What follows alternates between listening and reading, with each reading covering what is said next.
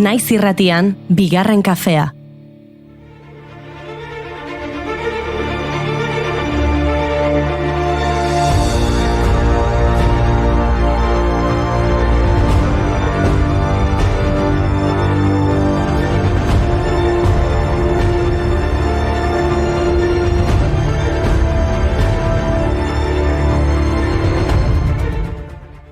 Arratsaldeon, ostirala amaitu genuen gai berarekin hasiko dugu gaurko astea. Ez da gaia etsegina, baina batzuetan oroigarriak behar ditugu. Eta batzuetan albiste guztiak elkarrekin ikusi behar ditugu arazoaren dimentsioa zohartzeko. Beraz, hasi Juri. Gizon bat atxilotu dute Senperen, 55 urteko neskalaguna hiltzagatik. Emakumearen gorpu labankatua ostiralean aurkitu zuten jendarmeek, Armilaseko bere etxean. Gizonak berak hil duela aitortu du. Polizia Nazionalak 60 urteko gizon bat atxilotu zuen atzo Motrilen Granadan. 56 urteko emakume baten heriotzaren ikerketaren baitan. Larun bat gauean aurkitu zuen poliziak emakumearen gorpua. Larun batean, Jaenen, gizon batek bikotekidea autoarekin harrapatu eta hil egin zuen. 35 urte zituen gizonak eta 36 emakumeak. Eta larun batean bertan, Basaurin, 24 urteko gizon bat atxilotu zuen ertzaintzak. Basaurin, haurdun dagoen bikotekidea Labanaz erasotzagatik. Biktima indarkeria matxistaren biktimen programan zegoen dagoeneko, eta gizonak urruntze agindua zuen. Hauek guztiak, ostiraletik igandera arte gertatutako albisteak dira. Bigarren kafeko 232. saiotik 233. saiora gertatu direnek. Kontxita Beitia eta Marimi Ugalde agurtu eta gaur saioa hasi arte ezagutu ditugun albisteak. Izan ere, ostiralean aipatu genituen ekaineko beste asko. Gizon batek 17 urteko neskalaguna hil zuela Sevillan. Beste gizon batek arma luze batekin tiro egin ziola bikotekideari Pozuelo de Alarkonen. Tuterako udaltzaingoak 30 urteko gizon bat atxilotu zuela genero indarkeria delitu bat egotzita, eztabaida baten ostean bikotekideari lesioak eragiteagatik. 55 urteko gizon batek bere bikotekidea 58 urteko emakumea hil zuela Gironan. Edo gizon bat atxilotu zutela bi emakumez abusatzeagatik Lizarran. Edo gizon batek bikotekidea erasotu eta bahituta eduki zuela Barakaldon. 3 egunez lantegi zahar batean giltzapetuta eduki zuen emakumea. Bi emakume erasotu zituztela egun berean Baionan eta Armendaritzen. Eta Tenerifen gertatutako indarkeria bikarioaren lainoak gure gainen jarraitzen du.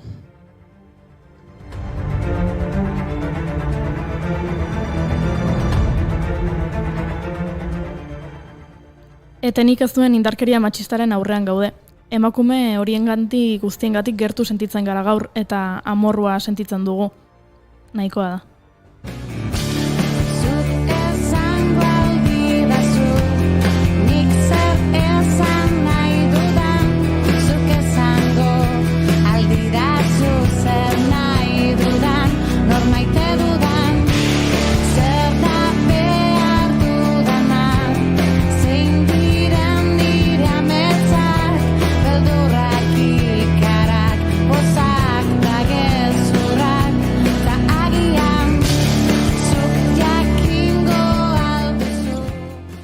Ekaineko albisteak dira, eta soilik 14 egun igaro dira hilabete hasi zenetik. Bai, gaur ekainaren 14 da, eta efemeride asko genituen aipatzeko, baina ezin izan dugu hoiekin hasi. Tira, gainera haze efemeride. Matxismoarekin jarraitzeko, gaurko egunez jaio zen emakumeak alutik heltzen zituela harro esaten zuen gizona. Mr. Donald Trump. Ameriketako estatu batuetako enpresari, politikari eta telebistako pertsonalitatea da Donald Trump. Mundu osoan ezaguna. Eta ez bereziki, arrazoi honengatik. Hementxe doaz, Trumpek emakumei buruz esandako perlatxo batzuk. Emakumea bazara eta kazetaria izan nahi baduzu, sexia izan behar zara. Emakumeak estetikoki atseginak diren objektuak dira. Pelikulen parte honena, emakumeak isilarazten dituztenean hasten da. Ba, begira, Donald. Hobe zenuke zuk isilik egotea. Eta hemendik esaten dizugu, zoaz, popatik hartzera. Maitea, zu bai zarela erregea, ozen esaten duzunean, tramzoaz popatik hartzera.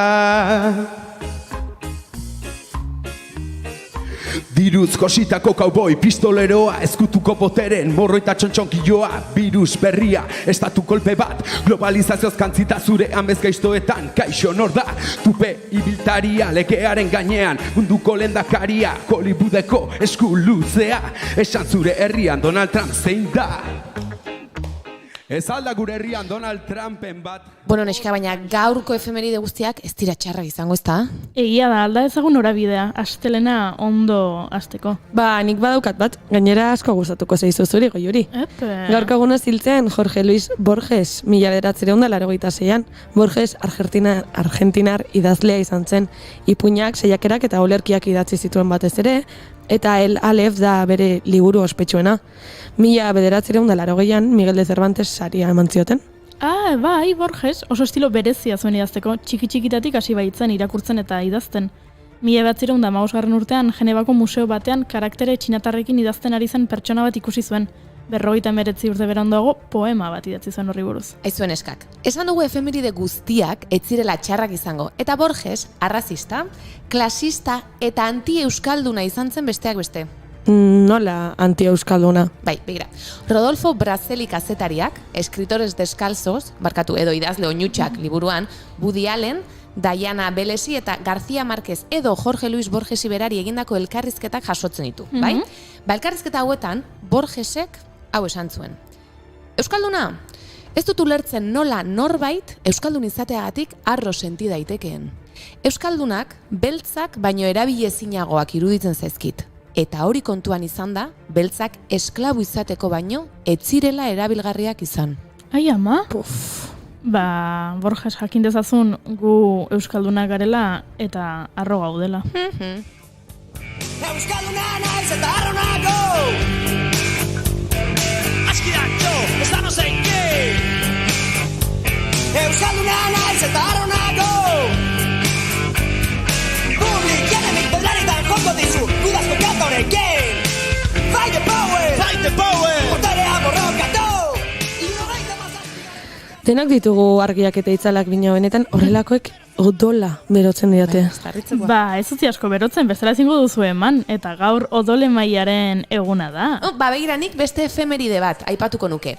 Karl Landsteiner, patologo eta biologoa jaio zen gaurko egunez, 1868 urtean, Austrian. Oiana, ez aldakizu dena lotua dagoela gure saioan. Eguna aukeratu zuten, bere urte betetze eguna zelako hain justu.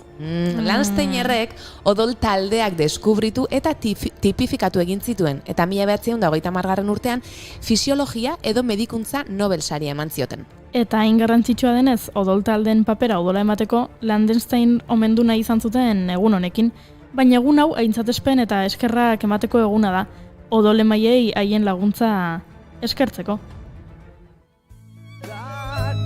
Dar no fijarme en ella y su manera de actuar. Dar es dar y no decirle a nadie si quedarse o escapar. Cuando el mundo te pregunta del por qué, porque da vuelta la rueda, porque no te detenes, yo te digo que dar es dar. Abestia erabili zuten aurreko urtean odola eta organoak emateko kanpainan Santa Fen. Abestia Fito Paezena da, abeslari argentinarrarena. Ba, oso ondo datorkigu Fito Paez. Izan ere, 4 egun barru, ekainaren 18an, 8 urte egingo ditu bere El Sacrificio, edo Sakrifizioa albumak. Eta berak horrela definitu zuen. Abesti madarikatuz osatutako diskoa, nire album beltza bezalakoa da. 1989 eta 2013 bitartean idatzitako abesti narrasez osatutako disko ez osoa deitsua. Gure gaurko efemerideak bezala, madarikatuak eta narrasak. Bagia esan bai, baina hemendik gure aintzatespena odole mailek zareten guztiei eta eskerrik asko bene-benetan. Aizu eta guk zer egingo dugu gaur? Ez dugu gaurko edukia aipatu. Ba, astelenero bezala, Ainhoa Marzolekin arituko gara, eta nik goizean begiratu dut berak bidalitako gidoia, eta gomendio pila bat eman dizkigu. Gomendiok edo txokolanak? Bueno, biak. Normalean biak izaten dira. Eta horrez gain Itziar Almandoz etorriko da gurera jogari buruz pixka bat hitz egitera. Eta agian gure efemeridetan aipatu ditugun batzuekin zerikusia duen gai bat eta zarituko gara. Orduan has gaitezke, ezta? Bai, baina oin ere esaldia da. Oi, bakatu. Asteko prest? Bai. Ekainak 14 ditu eta astelena da!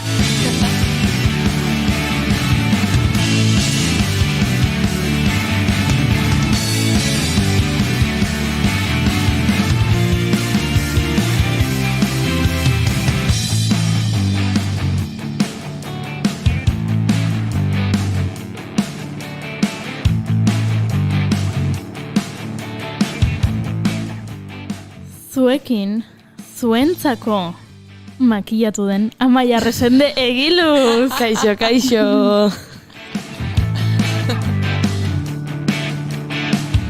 Eta zuekin gaur bero-bero datorren Oiana Maritoren Agembe. Kaixo.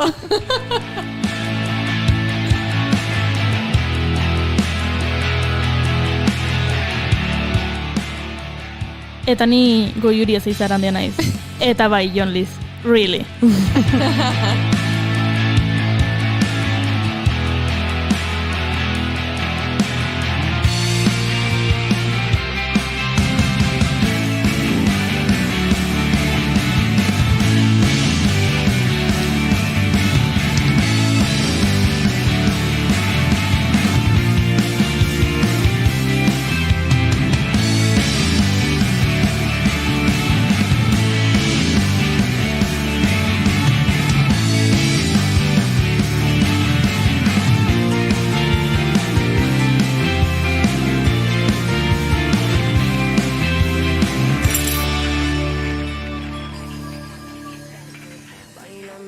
Esa canción que nos gusta tanto, estar también respirando sin estrés y de noche que nos den hasta las 6, quedarnos durmiendo y que el tiempo pase lento, que la luna nos guíe al caminar, que me enfade y te ríes de verdad, el azar nos la ha jugado, afortunado escribiéndote.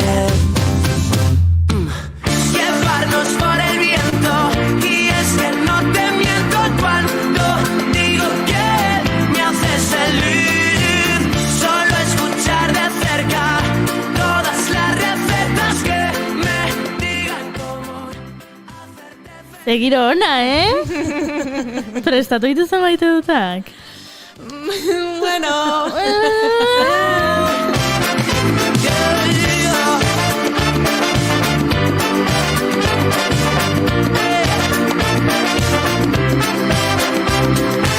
Y poco a poco ver cómo esto va más relajado, intentando respirar tu cuerpo y el mío. Ba, nik, bai, Oso ondo. Hasi, venga, bota, venga. bi dauzkat gaina. Epa. Ez bat botakoet. Nik maite dut lotxa galtzeko gaitasuna. Amaia Resende Egiluz gurekin dago duela noiztik, otsaietik? Otsaiak 8tik. Hoi da, praktikak egiten. Eta gauza asko egiten ditu, baino orokorrean sarrerak ez ditu beak idazten. Eta guain dela hilabete batzuk, ez dakitza gertatu zen, eta esan genion, Amaia, zuk egin behar duzu gaur sarrera. Eta esan zuen, ez dakit, hori nola dan, ez dakit zer dan sarrera bat, ez dakit. Eta egin zuen. Eta gaur, ari ginen beste gauza batzutan, eta esan diot. Amaia, sarrera zuk amaitu behar duzu. Eta ez du zer esan du, bale! Eta jarri da, eta superpolitia egin du. Beraz, maitu du evoluzioari. Y es que no te miento cuando digo que me haces feliz. Solo escuchar de cerca todas las recetas que me digan cómo hacerte feliz. Llevarnos por el viento. Zer orain bai badauzkazute? Bai. Venga, bota. Nik maite dut planak egitea. Baina ez dakit etorkizunerako planak eta ez, baizik eta bapatean sortzen diren, baina ez bapatean de, banoa ondartzara orain, ez. Baina konbertsazio baten arira edo egoera baten arira, esan, eta iten badegu hau, adibidez, orain udara gerturatzen dira, mundu guztiari gustatzen zaigu, herritik mugitzea eta horrelakoak egitea. hori, esan, udaran jungo gea asteburu bat Madrilera adibidez. Eta aprobetxatuko gu, etingo ditugu 1000 gauza. Bai. Eta orduan, maite dituzulako plan politxak. Ona. De ese faro que me apunta y me hace sentir raro. Esa ciudad está infestada de ratas. Que se aparten las gentes enormes con uniforme de antiguo soldado. Eta zu, Oiana? Nik pixkat Amaiaren arekin lotuta planen inguruan, maite ditut, gaur astelena izan da, asteburua begiratzen dezunean eta esatezula. Hala, ematen du izan dela, ez dakiz emateguneko asteburua, aprobetxatu dut, egin ditut gauza ezberdinak, ez? Eta lehengoan lagun batekin izketan, esaten zian, entzunzula teoria bat, esaten zuna, gauzak rutinan eta sartzen geanean, ez, denbora oso azkar pasatzen zaigu, eta iruditzen zaigu, baina berriz beste aste bat, ez, eta egiten ditugunean gauza ezberdinak, iniziatiba ezberdin hori daukagunean, horrek iten dula gure sentsazioa denborarena luzatu bezala. Eta orduan oso garrantzitsua zela horregatik, gauza ezberdinak egitea bestela badirudielako bizitza, ez? Tita dijo ala, edo sentsazio hori da, gero eta gehiago heldutzen goazen enean, akaso zuek oraindik ez duzu asko sentitu, baina hola izaten da, entzuten diozunan gurasoei eta hala da, bai, izan da hori. Orduan hori, beiratzezunen atzea eta joinde eta hau eta hau, bi egunetan, ze ondo. Orduan, goza bat iritzen zait hori, aprobetxatu ez zula ikustezunean. Eta aprobetxatu ez azte volante. Bai, asko, eta oso gustara naiz. Con mis besos al aire para que esquiven el baile de cuerpos de una sociedad en la que no te encuentro. Eta Jon Lizek dio, maite duela desvirtualizazioa, berriro, eta Oiana, gehi bat, adibidez, dantza emanaldi batzuk ikusi edo? Ui, Jon Lizekin egon zinean? Ez dakit, nik ez zaitut ezautzen, ez? Oi. Pasaia dantza festivalari buruz hitzeiten genuen ostegunean hemen arte estenikoetan, eta aiert behobiderekin hitzen genuen telefonoz, eta esan nion, aiert ni larun batean juteko naiz, eta ju nintzen, eta antxio nintzen, bai. Eta Jon Liz PDF, ez da gulertzen. Pasaiako dantza festivala? Claro. Eta ni PDF bat.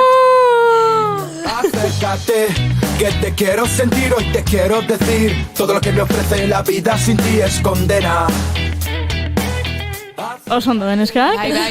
Ui, Jon. Hemendik zorionak festivala antolatu zuten guztiei, eta holakoakin bar direla. Eta aipatzeko oso poliki hori zitzen adibez skate park baten barruan dantzaria ikustea dantza, izan zen esperientzi bat oso politia. Ogal Jon Lizer hor txibilizan, baina zorionak denek, bai. A la sombra de la sierra, levántate. A la sombra de la sierra, levántate. Eta gurekin dugu dagoeneko Ainhoa Marzol, eta bere maite duta jakin nahi dugu. Nere maite duta, nik uste dut dala, denbora librea galtzea. Hau da, azkeneko semestre honetan asko pasazait lan gehiagin ditula, eta nire denbora librea aprobetxatu detela topera. Hau da, baita denbora libre hortan egiten ditun gauza txiki guztia, pelikularen bat ikusi edo ez zer, ia etxeko lan bat bezala suposatzen zuela, ez? Eta orain bukatu dut TFM-a, bukatu dut gauza gehienak egitetikan, eta denbora librea benetan librea da, eta galdu dezaket. Eta beste sensazio bat da hori, ez? Arratsalde oso bat, inoraz di joan serie bat ikusten egotea. Ada benetako plazerra. Bueno, inora, gero zuk ikusten dituzu gauza batzuk, gurera etorri eta komentatzeko. Posible da, bai, horrelakoak ere.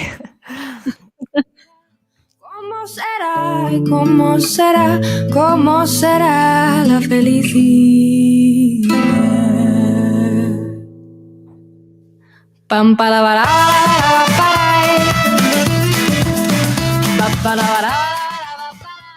para hauek izan dira gure maite dutak. Jo Lizek dio, eske superados, Oiana. Superados dago zurekin.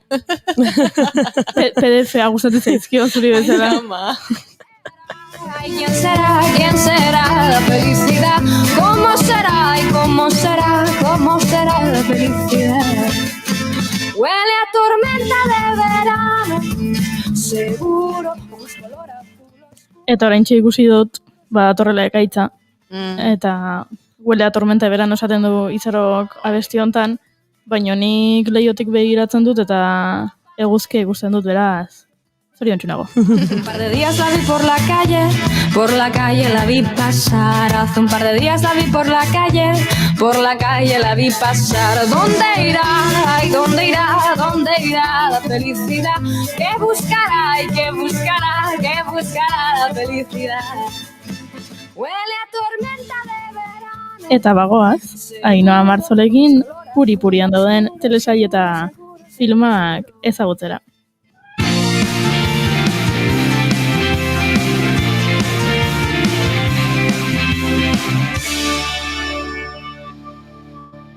Emaiozu bigarren aukera bat egunari. Naiz irratian, bigarren kafea.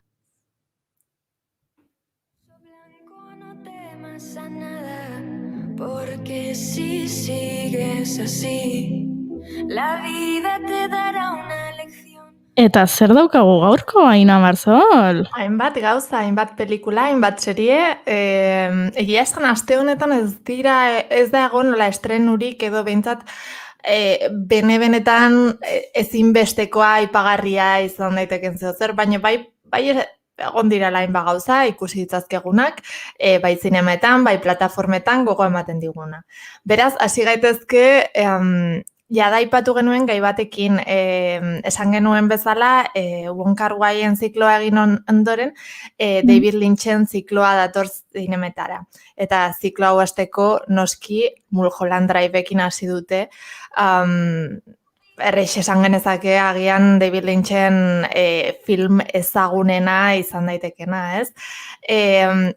Bai, bere momentuan hainbat sari jaso zituen filma izan zen, baino benetan markatu duena denbora pasa ondoren kultuko filma bihurtu dela, esan daiteke. Eta hainbat ikusi beharreko filmen listetan aurkitu dezakegu, edo urteko edo dekadako edo pelikula honenen artean errex aurkitu daiteken pelikula bat da. Bertan beti du protagonista bezala, Hollywoodera aktore izateko iristen den neska bat da, eta berak Rita deitzen den beste emakume batekin duen erlazioan oinarritzen den pelikula da. Eta da ia zer lintxianoa dela esaten dagunean, imaginatu dezakegun pelikula, ez? Hau da, nasgarria, ametsen munduarekin asko jolasten duena, zer benetan gertatzen den eta zer ez den gertatzen, pixka puntu arraro horretan geratzen dena, eta ikusi beharrekoa, eta gehiago zinemareto batean, ez?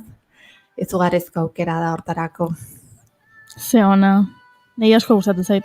Orokorran asko gustatzen zait David Lynch, eta asko gustatzen zait Mulholland Drive. Eta 20 urte betetzen ditu aurten esan dezu, ez?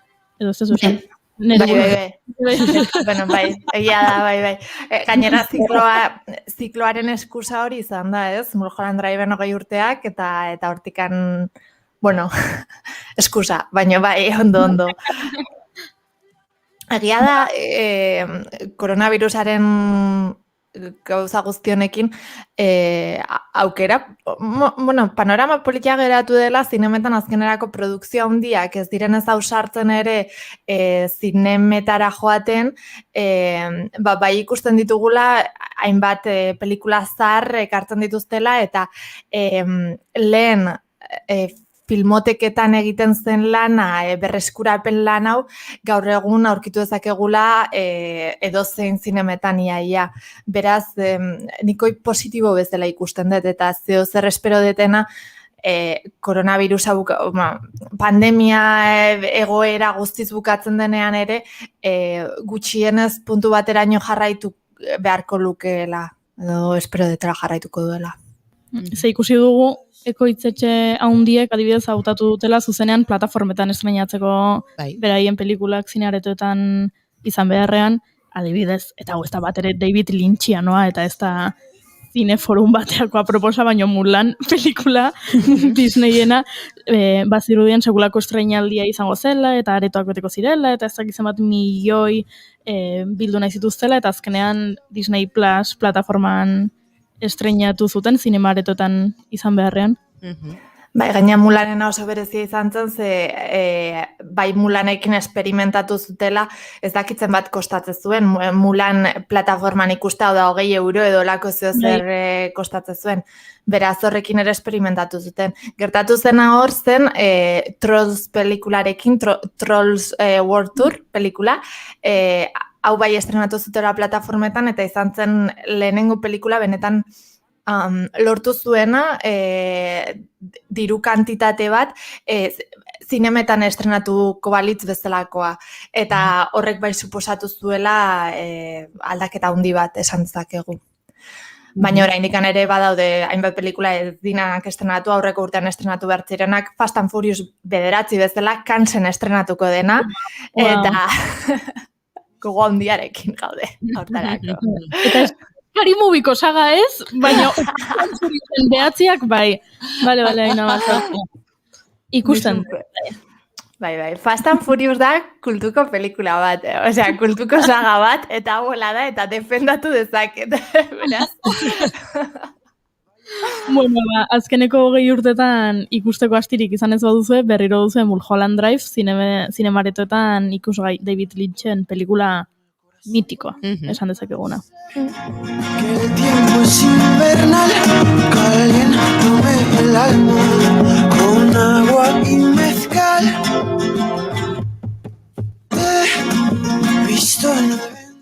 Eta zinemaretoetatik bagoaz Netflixera. Netflixera, bai, eta Trolls eta Mulanekin zer ikusi handiagoa duen beste pelikula batera, Wish Dragon, pelikula estrenatzen delako Netflixen, eta badirudienaz Aladdin moderno eta txinatarra da. Langile, bai, azken arako langile klasiko gazte batek gurariak eskaintzen dituen dragoi bat ezagutzen du, edo nekin topatzen da, eta, bueno, hortik handatorren historio bada, mila aldiz ikusi dugun zeo zer, baina bai, batzuetan gustora ikusten diablako gauzak, ez? Bakizuna, ondo bukatuko diala.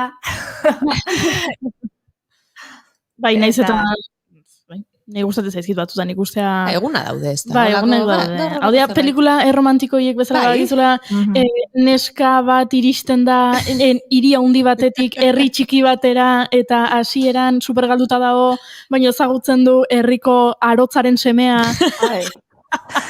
Nere subgenero favoritoa. Eta badakizu maitemindu egingo direla, baina hasieran ez, ze klaro, arotzaren semearentzat neskau da kalekumea, eta bera ez da horrelakoa, eta azkenen maitemindu egiten dira, eta badakizu, pelikularen lehenengo 10 segunduetan hori badakizu. Dena, badakizu, bai.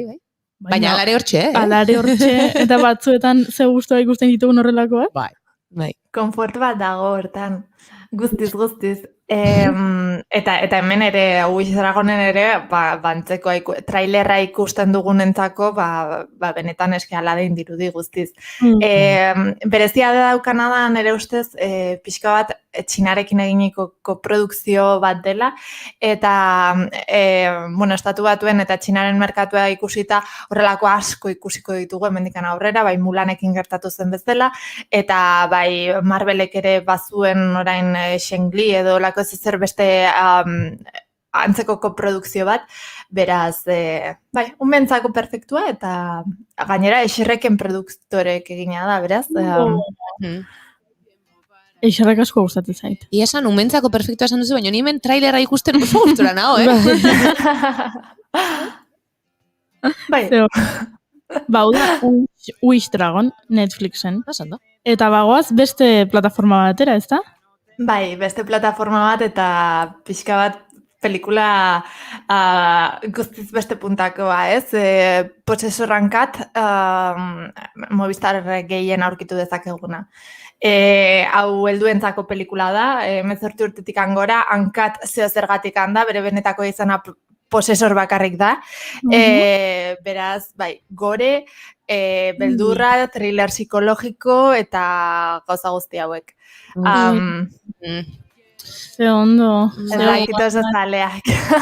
Ni bai. Wish Dragonekin gehatu naiz.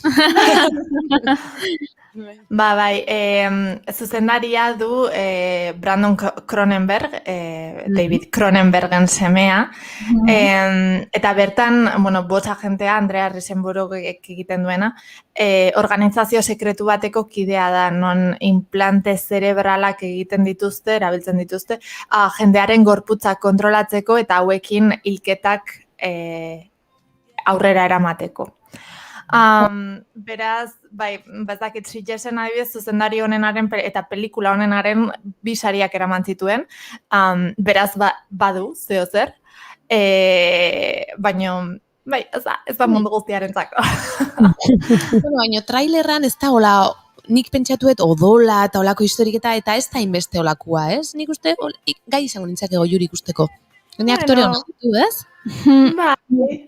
Bueno, ez dakit, igual trailerren pixka moztu dira, Ondo esatia. Nik leno, trailerra deskargatzen nahi nintzela, soinuak nahi nintzen ikusten eta egia da, ematen dizula puntu angustia turbio hori, ematen dizu, naiz eta ez egon odolik eta, bino bai ematen dizula. Bueno, gore, bai.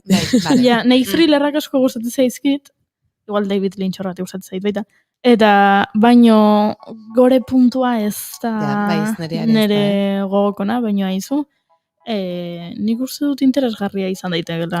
Hau, Possessor Uncut. Take your hand, my dear, and place them both in mine. You know you stopped me dead while I was passing by. Bai, patu ditugu Mulholland Drive, Wish Dragon eta Possessor Uncut, hau guztiak film luzeak dira, baino telesaiak ere prestatu dituzu, ez da, Ino Marzol? Bai, hainbat telesail estrenatzen ditugu, bai lehenengo temporadak eta bai bigarren denboraldiak ere fuerte datozenak hainbat ditugu. Hoietatikan lehenengoa aipatu beharrekoa betiren bigarren denboraldia da HBO-n ikusgarri dagoena. Eta beti dijoa New Yorkeko neskatalde baten inguruan skate munduan murgildu nahi direnak eta skate mundua betidanik gizonezkoen mundu bat izan da. Eta bai, feminismoz josia dago horregatikan eta gustora kritika osona jaso dituen serie bada bera lehenengo denboraldian, beraz ikusiko dugu aber bigarrenean zer moduz moldatzen den. Nik hau entzun nuen, telesail honen izena, eta Googleen beidari nintzela topatu nuen kritika bat. Eta kritikak zioen, telesail honekin sentitzen duzula, pantaiak haizea mugitzen dizula. Hain, ez dakit, bizirik sentiarazte zaitu, eta hain nerabezarora bueltatzea albidetzen dizu, jartezula, eske sentitu dut haize bolada bat bezala, eta ia mugitzen ari zaidala, eta zen, wow, ze kritika ona, eta guztiz gomendagarria. Bai, hau dator Skate Kitchen pelikularen spin-off bat da, 2018ko pelikula bat, filminen ikusgai, nahi duenarentzako, eta bertan Skate Kitchenen adibidez Jaden Smith geneukan. Eta egia da badagola ezakitatxe HBO-n dan gehien bat euforiarekin batera, eta nerabezaroko serie hauek, benetan perspektiba ez dakit realistago bat, baina bai klitxe gutxiago dituen perspektiba bat ematen duten nerabezaroko seriak. Eta egia da oso gustora ikusten direla, nik behintzat. Eta estetika oso zaindua du hori ere bada, jendeak esan du agian gehiago dela estetika edukia baino haizu, igual horrengatik ere merezi du ikusteak, ze oso zaindua dago estetika eta oso polita da. Say, move for me, move for me, move for me, hey. And when you're done, I'll make you do it all again. Eta beste telesail baten bigarren denboraldia aurkeztu behar diguzu, ezta? Bai, guztiz beste zer den telesail bat, New Yorkeko kaleetatikan Norvegiako aberatsen mundura joan da, Exiten bigarren denboraldia estrenatu da filminen. Eta Exit da 2019ko serie norvegiarra bere momentuan Norvegiako serierik ikusiena bilakatu zena. Eta oso motza da, bigarren denboraldia da, baina uste dut denera 16 kapitulu bakarrik dituela, eta 30 minutukoak, hau da, denboraldi bakar bat ikusiko bazenu bezala da. Eta Exiten lantzen duen gaia da, 30 urte egin aurretik milionario bilakatu diren 4 gizonen inguruan dijoan serie bada, ez? Eta beraiek nola ulertzen duten mundua, eta baina dena duzunean horren gaztetatikan edo puntu hortara iritsi zarenean, eta droga asko, hainbat, munduaren ikuspegi pixka bat, bai, aberatxena, ez dakit arra esan. Edo nintzazago nukenik oso plazerean oinarritutakoa, eta bai. Eta gaino dago, oinarrituta benetako lau pertsonengan, eta lau testigantza errealetan. Bai, nik irakurri dudanez, tira nahiko, denei arpean jo nahi diezu, momentu batetan graziare komedia puntu bat ere badu seriak, eta bai hori. Ba, izu, nik ikusi dut trailerra ikusia neukan eta irakurri nun honen inguruan zerbait, baina ikusteko gogoa badute. Nik ez dakit disfrutatuko duten. Iruditu zait trailerra bakarrik ikusi, ez dut zer irakurri ez lehenengo denboraldiaren inguruan ere ez, eta iruditzen zait oraindik nagola hain relaxed jende honekin. Ez iritzeko balau lotxagabe direla. Baina eski iruditu da. Bai, noski, baina aserretu gabe hori ikustea kostatuko zaitu. Beraz, oraingoz ez dut ikusiko. Filmineko balorazioetako batek esaten du, aurten Parasito izan baldin bada zineko moldeak puskatu dituena, Exitek dauka dana serien munduan hori egiteko. Adibidez. Baina, beraz. Bai, noski. Ez dutela esaten txarra izango denik, ez, bai. Ez eta ni oraintxe bertan enagola hori ikusteko prest. Baina egia da, badagoela, iruditzen zaite, bai serietan eta bai pelikuletan, eduki dugula urte pila batez, aberatsen mundua, inungo kritikari gabe ikusten, hau da, aberatsen mundua mundu normal bat izango balitzu ez dela, eta badaudela, bai hau, bai Succession, eta bai guzti hauek, pixka bat ematen dutenak perspektiba asko ze kritikoago bat, eta lortzen dutena, arpegian jo nahi dieztula, aberatsak izateagatik eta izateagatik diren bezala bakarrik. Ba, hau zen Exit, filminen daukazue ikusgai, eta bide batez, aipatu nahi dizuet, entzuten ari garena, da La Revolución Sexual, La Casa Azulen abesti bat, eta abesti hau aukeratu zuen Tessa Andonegik, doinuetatik aratago podcastean, bere bizitzako 4 abestien artean. Eta entzungai daukazute, saio edo podcast oso hori Naiz Irratiko webgunean. Ez dugula inoiz aipatzen, baina edukiak webgunean jartzen ditugu, eta gero entzun ditzakezu. Beraz, adibidez, Tessa Andonegiren 4 abesti kutxunenak, edo Aiora Probatxoarenak, edo Jon Pagolarenak, entzun nahi behituzue, denak Naiz Irratiaren webgunean.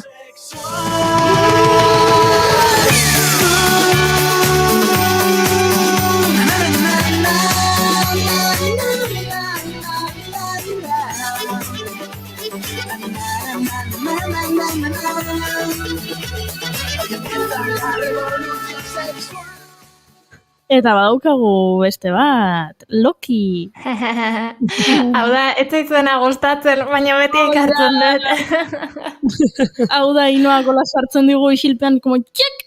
Eta ipatu behartzuen, beak superheroiak eta horrelako gauzak aipatzen ez baditu, ez da. Ezin da puri-purian saio bat egin, ez baditugu aipatzen gaur egun ia mainstreameko gauza garrantzitsuena superheroia dira, orain dela 10 urtetik kan. Beraz, egia da, Disney Plusen ikusgai dago Loki, Lokiren telesail berria. Eta egia da, aspalditik nuela, Oendala aste pare batetik anenuela Marvelen ez derrekartzen. Aste pare bat! Bueno, eta kontatu pizka bat, hau zeri buruzkoa da. A ber, zuek bezala Marvelen ezer ikusi ez dutenentzako. Marvel Loki da Thorren anaiordea. Eta Avengerseko gaizkilea. Avengerseko originaletakoa. Bai, mitologia nordikoan bi hauek anaiordea dira. Eta Loki beti izan da pertsonaia bat Marvelen munduan gaiztoa izan arren badaukala bere xarma eta Thorren pelikulak atera zirenean eta ez zirenean izugarrizkoak, Lokik bai lortu zuela bere fandoma, esan dezakegu. Gaina Tom Hiddleston mapan jarri zuen pertsonaia da, eta badu bere aspalditikan eskatzen zen zertan Lokiri protagonismo gehiago emanengo zion zer. Eta hoi aurkitzen dugu serie honetan, hau kokatzen da Avengers Endgameen ondoren, eta bertan bertan lantzen dena asko da denboran bidaiak eta horrekin jolasten du, beraz Nolanen fan guztientzako hemen daukagu Lokiren telesaila. Hor dago. Aizu, ez gaiztuak zate. Ainoa kotxaua, emozionatuta, eta... Bera, eta...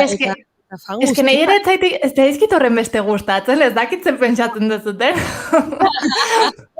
Pentsatzen genuen baiet, superzalea zehala.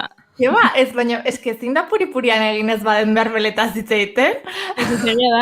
Aizu, azuk igual jakingo ez barkatu, Horein eba ez jarraitzen dugu, baina hain ikusi dutela trailerreko bukaeran Disney Disney Plus, irakurri dut nonbait, Disney Plus plataformaren sorkuntzarekin, eta, ez dakit, mundu guztira ez, baina ez, herrialde askotara iritsi dela Disney Plus, desagertuko direla Disney Channel eta beste telebistako kanalak. Bai, nik ere irakurri dut hori. Egia da hori, nola? Dirudi baiet. Disney Channel da nire infantzia mainstreama. Oain dituzu kapitulo guztiak uste de Disney gehien. Baina bai, pena bada.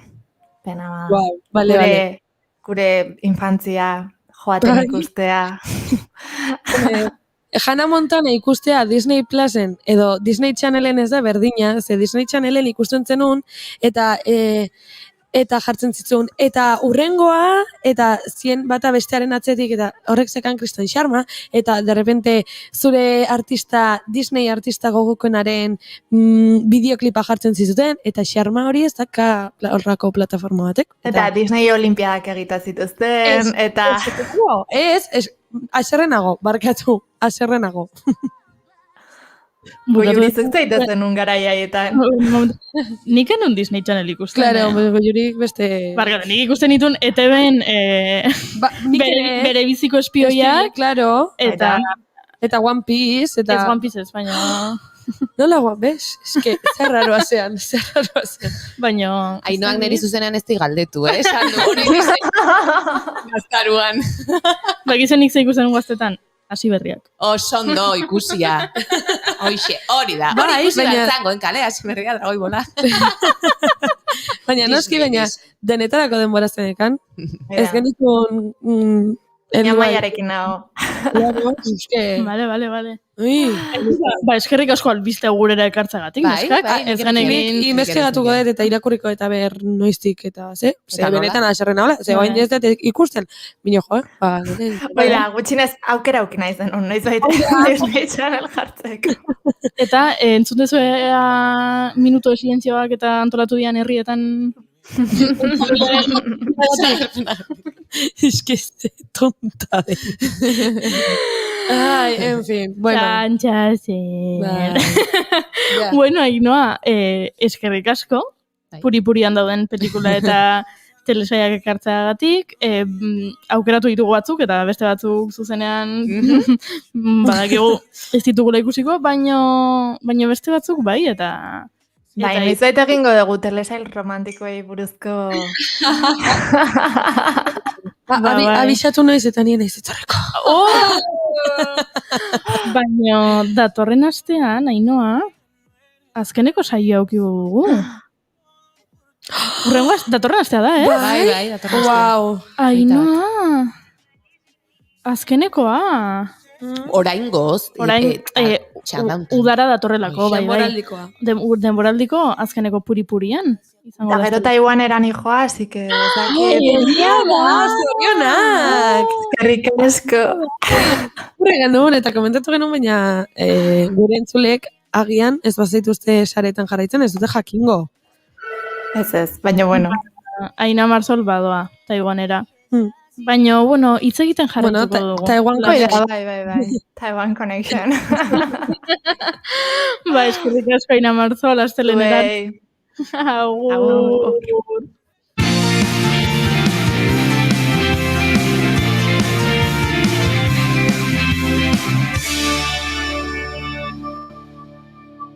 Keep calm and bigarren kafea.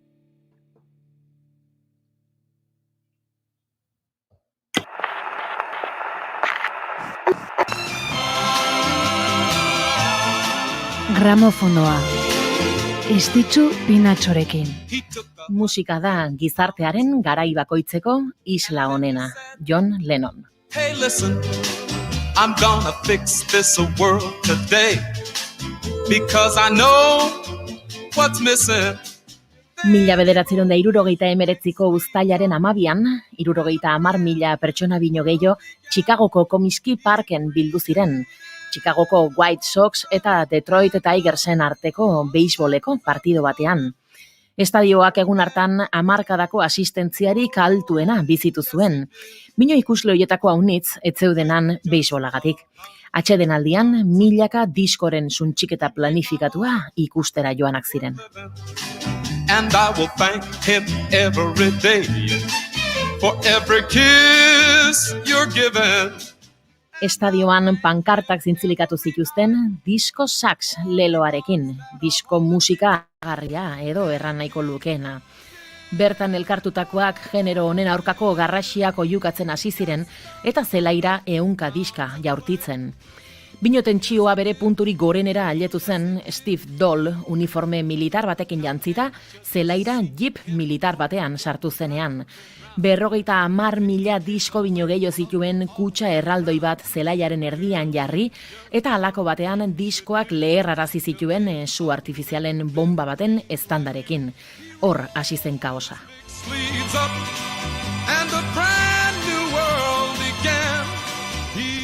Disco Demolition Night, etzen gertakari isolatu bat izan. Urte hartan estatu batuetara edatu zen disko generoaren aurkako erreakzioaren hasiera markatu zuena baizik. Gaur arratsartan bombardatu zituzten abesti haietako batzuk adituko ditugu, dantzarako musika, gerriak mugitzeko bombak. Jada entzungai duzue gramofonoaren azken saioa, gure webgunean eta podcast plataformetan.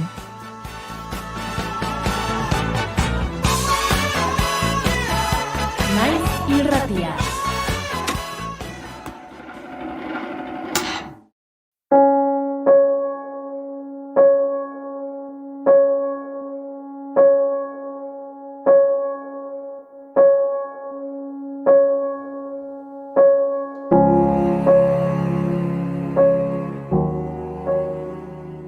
Eta bagoaz berriro efemeridei erreparatzera? Ba bai, efemerideetan sarreran ez dugu aipatu, baina gaurko egunez duela 8 urte Euskararentzat aurrera pauso handi bat izango zena gertatu zen. 2013 urtean ekainaren 14ean .eus domeinoaren erabilpena onartu zuten.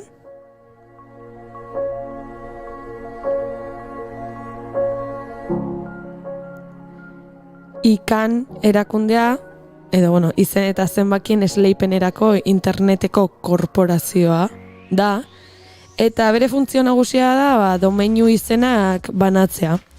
Naiz eta eztabaida asko sortzen duen gaia den, orokorrean domeinuena, orokorrean erakunde honena, botereak, gobernuak eta bar, bere funtsa internet aurrera eramateko ikuspegi teknikoaz arduratzea da.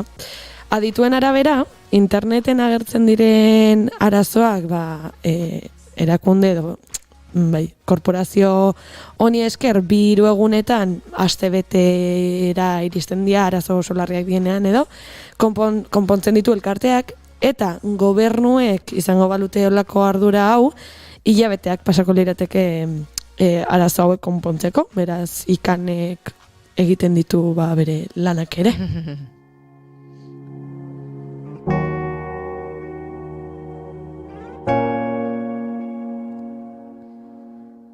Baina, bueno, hemen guri interesatzen zaiguna, ikanek esleitzen dituela domeinuak. Eta 2013 urtean lortu zuten .eus erabilgarria izatea. .eus elkarteari esker izan zen hau, .eus da fundazio bat, euskara eta euskal kultura sustatu, eta euskara eta euskal kulturaren komunitatea kohesionatzea bilatzen duena. Eta helburu hau betetzeko asmoz, 2012ko maiatzean .eus domeinua eskatu zuen, euskarak internetean ere bere lekua eta bere izena izan behar zuelako.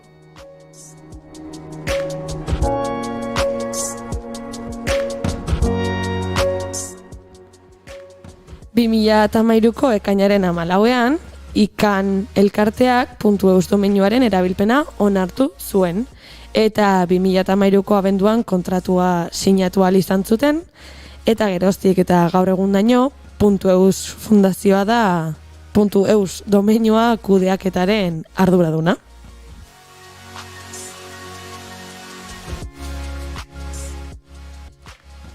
Eta, bueno, oso aurrera pauso handia izan zen, baina ez zen izan lehenengoa. Izan ere, 1987 urtean sortu zen lehenengo euskal atari eta bilatzailea. Zu jaiota edo jaio gabe? Jaio gabe. Ni jaio bino 2 urte lehenago. Epe!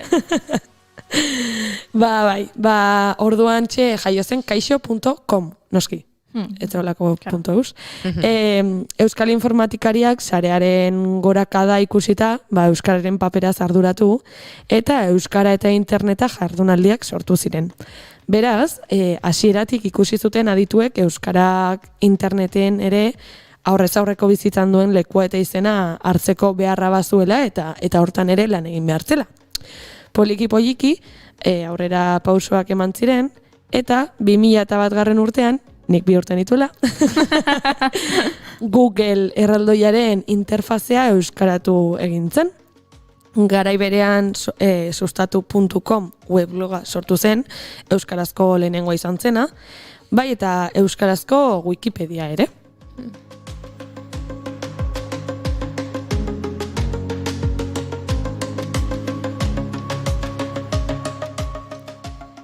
Eduki libreen mugimendua ere indartzen hasi zen garai horretan, eta 2003 urtean librezale elkartea sortu zuten.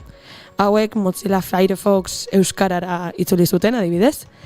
Eta 2006 urtean Euskalbar sortu zen, Euskalbar famatua, euskarari lotutako web baliabideak atzitzeko tresna dena.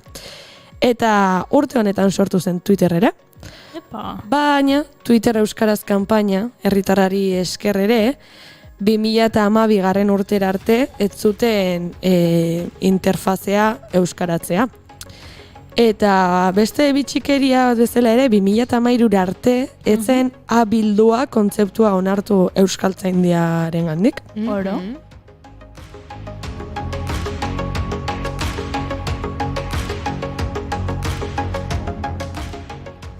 Eta, historia pixka bat errepasatu ondoren, zein da .eus domeinuaren egoera gaur egun? Nola gaude euskal internautak? Domeinua lehenengoz izan zutenak, 82 elkarte izan ziren, aitzindariak bezala ezagutzen direnak, hor tartean daude, Elkar, Tokikom, Bertxozalen elkartea, AEK, Elujar, eta bueno, hori, 92 daude. Horiek egon ziren 6 hilabetez, beraiek bakarrik zeukaten domeinua, ekonomikoki eta sozialki ere babestu egin zuten domeinua eta honen, ezakit, astapenak edo. Eta, bueno, 92tik desiente gehiago lortu ditugu. 2015 urtean, Globe Runner elkarte estatu batuarrak, 2014 urtean martxan jarri ziren domeinuen egoera eta kalitatearen inguruko ikerketa egin zuen. Ordurako .eus domeinua martxan zegoen. Eta .eus 4. postuan zegoen. Domeinua erabili eta kalitatezko edukia saretzearen ondorioz.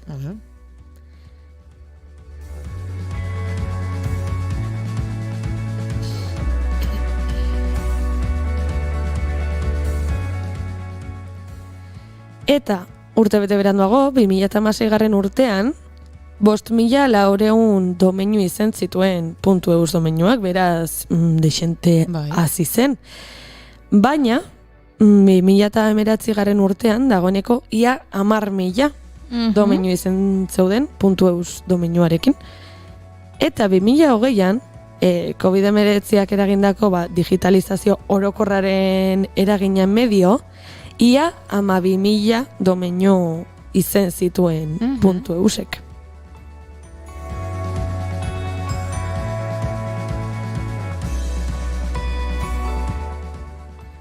Eta, bueno, gaur egun badaude horrela gauza kuriosoak edo,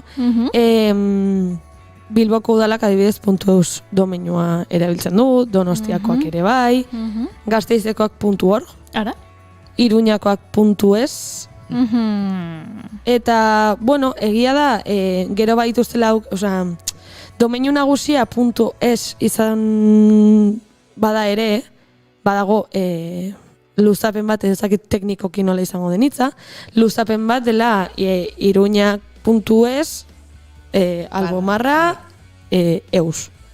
Orduan, hori ja oso gauza teknikoak dira, eta enaiz atrebitu sakontzea gai hauetan, zen erez enaiz aditua, baina, bueno, gauza kuriosoa dira, ze adibidez, Nafarroako gobernuak baditu domeinuak bere baitan hartu dituenak, domeinu horren erabilpena egin ahal izateko.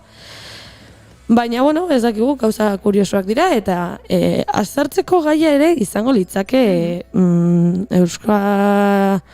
Euskal erakunde, instituzio, elkarte eta barek ze domeinu erabiltzen duten. Ze domeinua interneteko izena eta izana da. Eta euskarak ere izena eta izana badu. Beraz, jarrai dezagun internetaren olatuan murgiltzen euskarazko komunitatea handitzen. Eta badakizu ze behar dugun horretarako? Zer? Twitch euskaratzea. Bai, mesedez. Guk egin genuen hemen kanpaina, 3.000, tragola 3.000 tweets, eta 3.000 baino askoz gehiago. Eta alare Twitch oraindik? Ez dago euskaraz. Ez dago euskaraz. Badaude euskal tweetslariak, baina interfazea ez dago euskaraz, dela Twitterrekin gertatu zen. Eta ezin da euskara hizkuntza bezala jarri, eta ezin dugu bilatu guk erabiltzaileok euskaraz dauden streamak. Hori da. Baina bai egia da, Twitchlari... Asko da dela. Twitchlari, barkatu bezala bronka batako digute, Twitchlari euskaldunak badaudela, eta gaur, bederatzietan, bai, abildua Jon Lize, hainbestetan troleatze gaituen abildua Jon Lize horrek, antolatu duela bere takatekla jokuaren lehiak eta etxoa eta Twitchen izango da gaur. Bai. Ni adi egongo naiz, ze batzuetan kontraprogramatu egiten gaitu. Bai, eta... Eta takatekla egiten dugu saioa egiten ari garenean. Orduan guk ezin dugu. Orduan guk ezin dugu. Baina gaur, behatzietan, nire belturra da, nahi beti pasatzen zait, ia egunean behin egitea aztu egiten zaidala. Pasatzen dut egun usa pentsatzen nahi, egunean behin egin behar dut, eta gero aztu egite zait. Eta gaur ikusi dutuko izan goiz, takatekla zegoela aratsaldean, eta ilusionatuta nago, parte hartu nahi dut. Baina igual aztu ingo zait. Ez zaizuko Juri. alarma jarri behar dut, edo, bueno, Twitterren egia da, 3.000 tweets egitasmoan jartzen dula, Begira, Jon Lisek dio, mezu bat bidaliko dizut, Goiuri. Horretarako bai bidaliko diozu, ez? Ara, claro. Interesatuta. Bai. Eta ari gara hemen txantxetan, baino egia da esaten ari ginena, euskera interneten eta euskera sareetan ere, ez dakit, bultzatzeko zerbait dela komunitatea eraikitzen duelako. Beraz, eskerrik asko .eusen historia gurera ekartzeagatik, oso interesgarria da, eta guk, kaixo.eus esan berrean, agur.eus esango dugu, erreportaje honiz aurrera egin behar dugu, eta bagoaz, beste efemeride bat aipatzera. Ez gaurkoa, ez atzokoa, ez biharkoa, orduan ze de Monterre. Bueno, ikusiko duzu, zuek adi egon.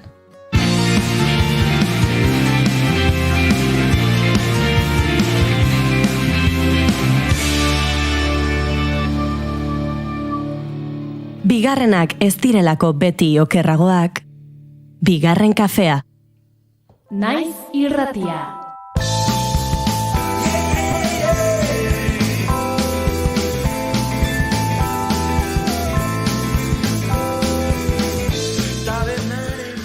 Hogei urte zer dira, batzuentzat bizitzer dira, gehiago, nire kasua, hortartean sartzen dela, eta 20 urte pasa girelako horarazi digute baita ere keroia taldekoek. Bueltan etorri diren honetan, ja iragarri zuten, konstelazioak eta deskarteak konstelazioak vinilo bikoitz horretan etorriko zela, ja tina txiki ere ezagutu genuen entzuten ari garen kantua, eta orain, kontzertu batzuk ere iragarri dituzte, baina, diska pixka bat entzunaz, eta halako kontuak aipatzeko gurekin daukagu Xabi Bandini. Xabi, eskerrik asko. Egunon. Zer moduz? Egunon, oso ondo, otazu? Oso ondo. Esaten nuen, ez? Ja, 20 urte pasa direla, eta atzera begira jarrita bizierdia baino gehiago dela konturatu garela batzuk horretan zuen kasuan. Gutxi gora bera ere antzeko. Bai, nire kasuan oraindik ez da bizitza erdia, eta Keroberen kasua bizitza guzti hori, 20 urteak. 20 urteak ospatzen ditugu aurten, 2001an jaio zen Kerobia. Lehenik eta ben, lehenbiziko gauza pentsatu genuen izan zen, vinilo bikoitz bat ateratzea, ez da? Kerobiak vinilo bat ez du inoiz atera, eta oran alde batetikan vinilo bat, eta konstelazioa, izena jarri diogu, eta alde batetikan, kantu kutxunenak edo bildu ditugu, bai? Eta gero bestetikan, bigarren LP hortan, zuk diozun bezala, ondakinak, deskartez, eskombrari, ez?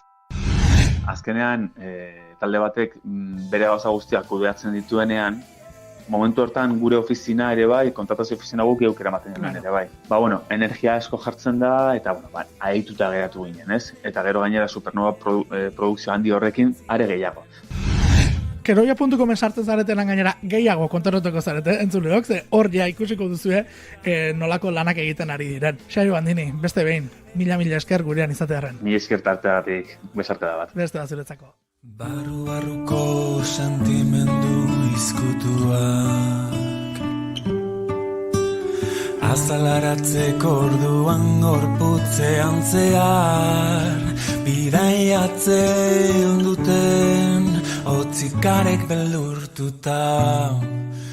Musikaria, astelenetik ostiralera, goizeko 10:00-tatik 12:00-etara. Beldurtuta.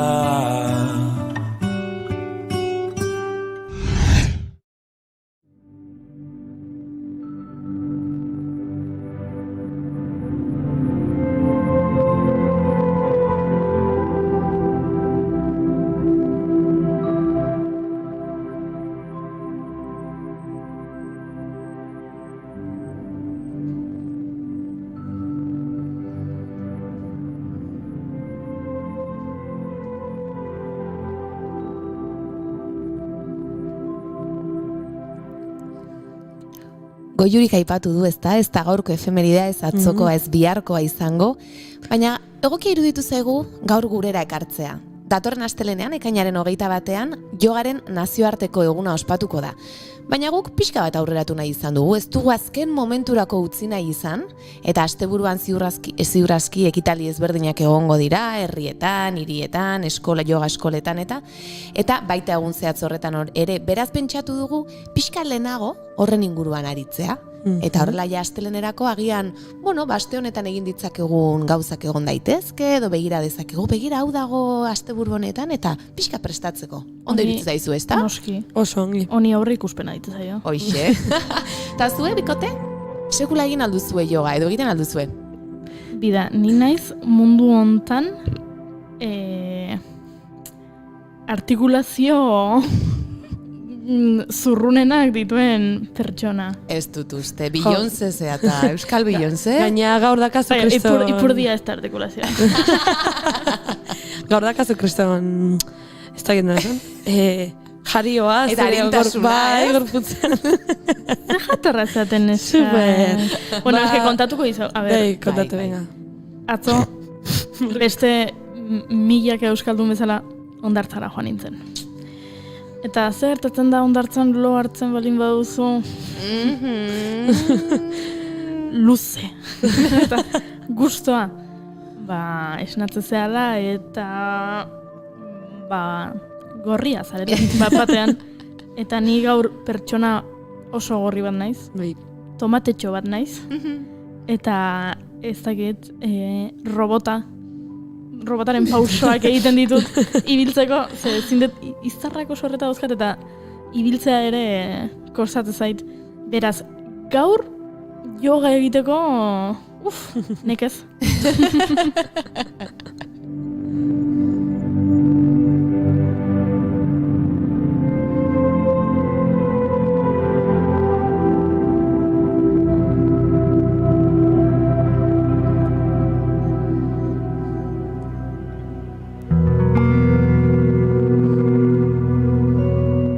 Baina zuk bai. Zu yoga zalea zara.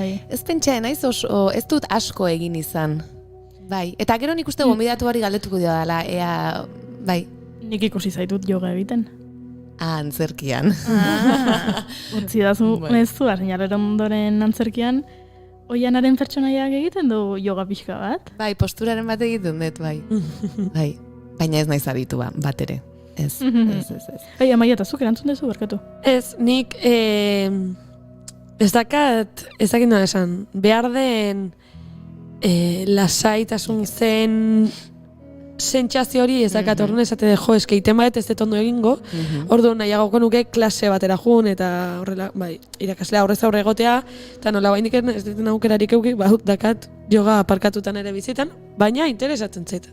Deixente. Neri gertatzen zait askotan erlazionatzen dudala, eta agian gero aukera badugu itziarrekin hitzeiteko berari galdetuko diot, yoga oso lasaitasun horrekin, gauza mantxuak, eta ni dantza oroitua nagoenez, mugimendu gehiago behar dut, edo gauzaz, eta orduan itentzai batzuetan akaso, lasaiegia. Baina uste dut hori dela ez dudalako agian jogaren barnean mota asko daude, modalidade asko, eta akaso ez dut aurkitu edo egin, niretzat egokiagoa izan daiteken bat, edo gusturago sentiarazien azakeen bat.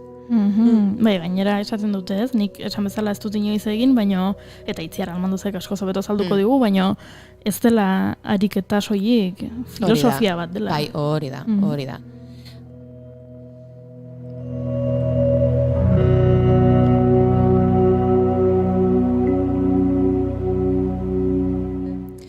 Itziarrekin hitz egin aurretik olaguk zertzeladatxo batzuk emango ditugu, eta akaso askok yoga ez burura datorkigunean edo indiarekin lotzen dugu. Eta egia da bai, handik sortu zen disiplina fisiko, mental eta espiritual bat da, eta hitza bera indiako sanskrito hizkuntzatik dator. Yug hitzean du jatorria, eta yug hitzak elkartu, konektatu eta lotu esan nahi du. Orduan esaten da jogaren helburu nagusia gizakiaren eta unibertsuaren arteko harremana sortu eta indartzea dela. Eta horretarako egiten direnak dira, hori postura jakin batzuk landu, mugimendu zehatz batzuk eta asko lantzen da arnasketa. Eta horrela lortzen duguna da, bai oreka fisikoa eta baita espirituala ere.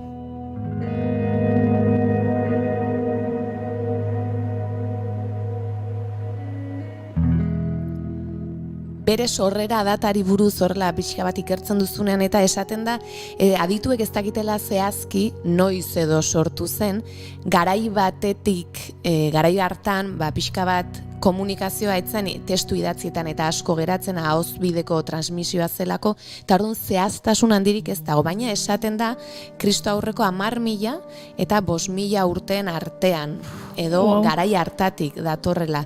Eta zergatik aipatzen dira data hauek, garai hartako estatuetan, yoga edo gure oraingo yoga postura horiek irudikatzen dituzten irudiak edo agertzen direlako gaur egungo postura horiek, eta horrexegatik esaten da garai hartatik edo ja praktikatzen zela. Eta datuek diotenez, yogarekin hasi zen zibilizazio hori, baketsua zen, solidarioa eta komunitarioa, eta nik uste dut hori badela gaurdaino iritsi den ideia bat, edo yoga horrelako kontzeptuekin edo adjetiboekin eta asko lotzen duguna.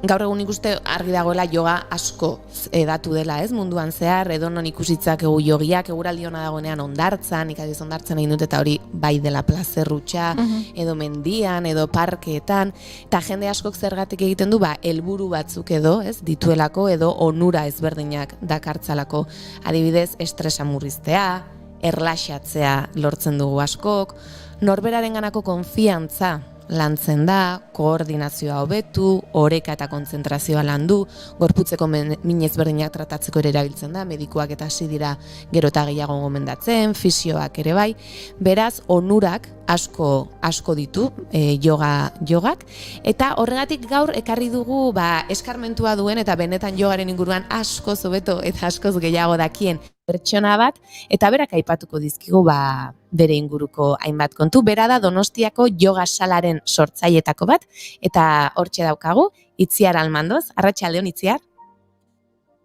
Arratsaldeon, kaixo. Kaixo. Ziur, erlaxatu dagoela, ez da? Bai, ondo dugu, eta ikuste zaitugu alde batetik bestera, yoga egiten bezala. Zuek horizontalean zaudeten orduan esan da, bueno, nire adaptatu ingo naiz. Baina uste teknologiak ez dira uzten, edo nik ez dakit teknologia zeharo adaptatzen, uste. Baina ikusten zaitugu, beraz, bai. Eta ikusten dugu zure leioaren bestaldean ez dakit zuaitzak edo landareak daudela, beraz, oso aproposa gure... Palmera bat, perfecto. Gure relazio zen momentu ontarako bizirik dagoen landare bat. Bueno, Itziar, nik aipatu dut zu yoga munduan aspaldi hasi zinen, eta pixka bat kontaiguzu, nik aipatu ditut yogaren inguruko hainbat gauza, baina segurazki zuk asko zehatzago eta hobeto aipa ditzakezu, beraz, lasai asko hitz egin edo zeo gaizki esan badugu, baina pixka bat hasteko, nola sartu zinen zu yogaren munduan, okerrespanago 2000 urte inguruan izan zen, eta zerk erakarri zintuen? Ni ez nintzen konsiente izan, lagun batek eraman nindulako. Ni momentu txar bat bizitzen nahi nintzen, 18 urte nituen, eta 2 urte pasagen nituen ama gaixo, eta 18 urte nituenan ama egin zen. Da lagun batek esan zian itzi, ni jogan hasi naiz eta sekulako pozik nago joarekin. Etorri zaite, nik enekin, nora nindoan, zertara, zero galduan egon. Eta, belarretik tirata, eraman ninduen, eta, nire bizitza asko aldatu zen. Egia zen, enekin klasean zeiten genuen, batez ere arnasketen asuntoan etzat lio bat zen, oso estresatutan egon. Baina nik uste dut, nire buruak, nik konsiente izan gabe, gorputzak eta inkonsienteak hor bere lan aintzuntzen hasi nintzen loiten, elikadura zaintzen, zeren dena desorganizatuan, komunea juten, hasi que sekulako aldaketa izan nun. Gaina emakume heldu bat zen, ja jubilatu dana, Marisa, eta sekulako meseda intzian, pixkat zan beste amatxo bat ez niretzat. Eta jogak asko aldatu ninduen, eta ez nintzen oso konsiente zeiten, klasean egia esan, teknikak zehar ondo iten ditun edo ez, baina onura pila bat jaso nuen, hala hasi nintzen. Gero ja urteetara, intermitenteki utzi nuen, eta urteetara lagun bat Italian lanean hasi zana, handik itzuli zen, da esan zen, nitzi, ezagutu yoga bat astanga izenekoa, beste estiloa. Nik jata iten non, orain hemen izenak zenbaitzui agian arraurakin gezaile, baina, bueno, estilo ezberdin bat. Esango genuke fizikoki demandanteagoa zana. Eta, bueno, lagun hau hasi izan, beste lagun baten etxean, zenbait, bueno, lagun talde bati klasik ematen, eta hala deskubritu nun, beste estilo hau ere, momentu hartan asko lagundu zidana laneko estresarekin. Eta, bueno, berak esan zidan ditzi, ni Indiara noa, ni Tailandira noa, han formakuntzak ingo ditut, etorri nerekin, zen ikusten zaitut oso konprometitua eta egia da, nik ez nun klase bakarra falta, askotan, igual, kideak falta zian, irakaslean ere laguna falta zan, eta ni juten nintzen bakarrik, praktikaitea. Bai, eta lan utzi, eta ara jo nintzen, formakuntza inun, eta itzuli nintzenean ere, ala hasi nintzen lagun talde bat, nire aitaren lokal xar batean, etzun lehiorik, oso ezetasun pila bat zeon, soinuak, baina taldea onditzen juntzan, ez genuen ez da esterillarik, hori zen, taldea onditzen juntzan, eta orduan beste lagun batek, lokal txiki batzuna esan zian itzi, alokatzen baizut lokala, zer? Eta orduan ikaslei esan nien, bueno, orain beste pausu bat emateko aukera dugu, esterilla genitun, lehioak genitun, beste, bueno, aldagela genitun, eta baietz. Hala hasi nintzen, geroan pasan nitu 3-4 urte, eta, bueno, formatzen jarraitu nuen lan pila bat, oso gustora. Eta, bueno, etxean, esan zen, hainbeste energia, hainbeste diru, hainbeste, zure bizitza yoga da, ja. Zeratik ez duzu beste pauso bat ematen. Zen lokalura ere ez zehazan, eta, bueno, pues ala eman non saltoa yoga xala sortuz, urteetara laguntza behar izan nuen, porque urte asko oporri gabe, eta beti yogara dedikatua, eta, bueno, orduan ekipo bat sortzen saiatu nintzen. Eta hortxe gabiltza, oso pozik ekipoarekin gainera, eta hola, gehiagitza egiten nahi naizen. Ez. Ondo, bai, jarraian galderakin behar nizkizun, berazuk txukun dena azaldu duzu, bai. Yoga sala aipatu duzu, izena bera ere uste dut, sanskritoko hitza dela, ezta? Sala hori. Hori da, salak esan nahi du yoga iten den espazioa. Osea, que oso aproposa iruditzen, gainera euskera zuler daiteke, erderaz, inglesez, así que sanskriton, yogan hizkuntza tradizionalean, así que xala, gustatu itzitzaidan. Eta zuen webgunean, hau jartzen du. Zure burua zaintzen duzunean, ondo sentitzen zara. Ondo sentitzen zarenean irribarre egiten duzu. Eta irribarre egiten duzunean, dena aldatzen da zure inguruan. Hori da. Horrela bizi duzuzuk? Esken ikuste dut, gure burua zaintzen dugunean, eta gaur egun kosta iten zaigu, pixka dinamikak, ez? Egunerokotasunak batzutan zapaldu iten gaitu, gu zaintzen, eske esaldiak, testu horrek ala esaten du, bai, ala sentitzen dut. Askotan, inguruko zirkunstantzik ezin ditugu aldatu, baino gure burua, barnetik, ondo dagoenan, orekatua dagoenan, kanpokoa bestera batea ikusten dugu. Eske esaldi horrek, ez dakit aurkitu edo asmatu edo zehozer aurkitu eta adaptatu nuen ez dut gogoratzen. Orain dela urte esinta izan zen, baina niretzat da tal cual. Askotan esaten dana, segun las notas que te pongas, hola ikustezu, ez? Hori. Eta horrekoa garbitzen, barnea garbitzen. Zaintzen. Lehen aipatu dituzuzuk estilo batzuk eta nik lehen ere esan dieta Maia eta Goiururi. Nik adibidez, yoga noizbait egin dudanean, gertatu zait, agian eretzat lasai egia izatea, eta zuk esan duzu zure lagun batek aipatu zizula. Agian zuretzat egokiagoa da estilo bat edo bestea.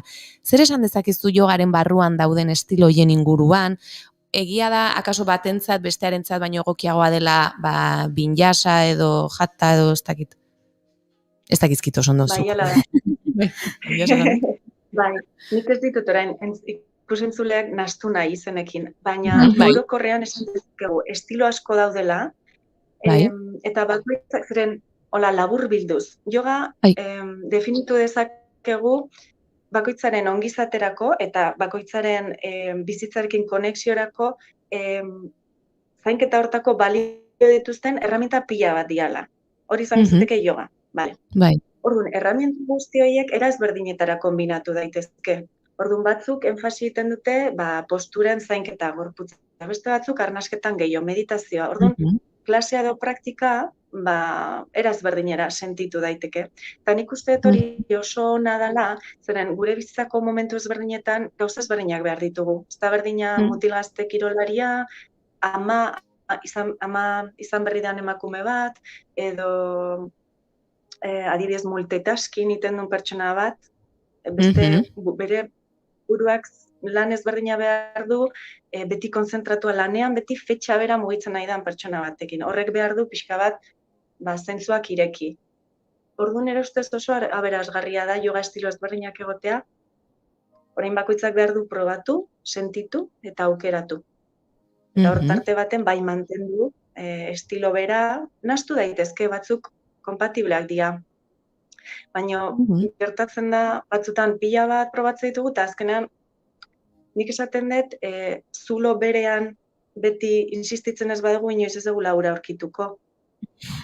Orduan, ondo dago batzutan zulo ezberdinak probatzea, porque aberastu egiten du, baina, bueno, zeo zer konkretuaga behar dugu. Teknika bera, nola baita esateko hori, zeren dominatzen zoazen enean aurkitze dituzu onurak. Zakit garbi adirazireten. Oso garbi da, oso ona analogia hori.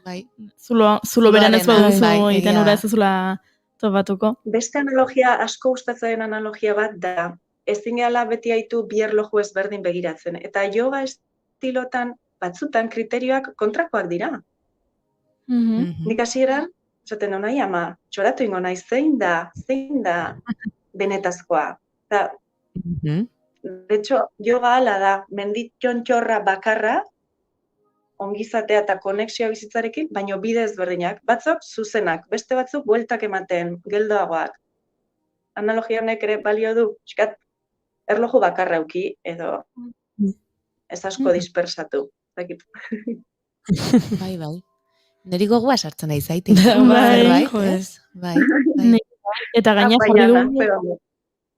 jarri dugu hemen webgunea berriro jarriko dizuegu, baina hemen ordutegiak eta badaude, eta ikusten ari nintzen bideo klaseak ere badauzka zutela.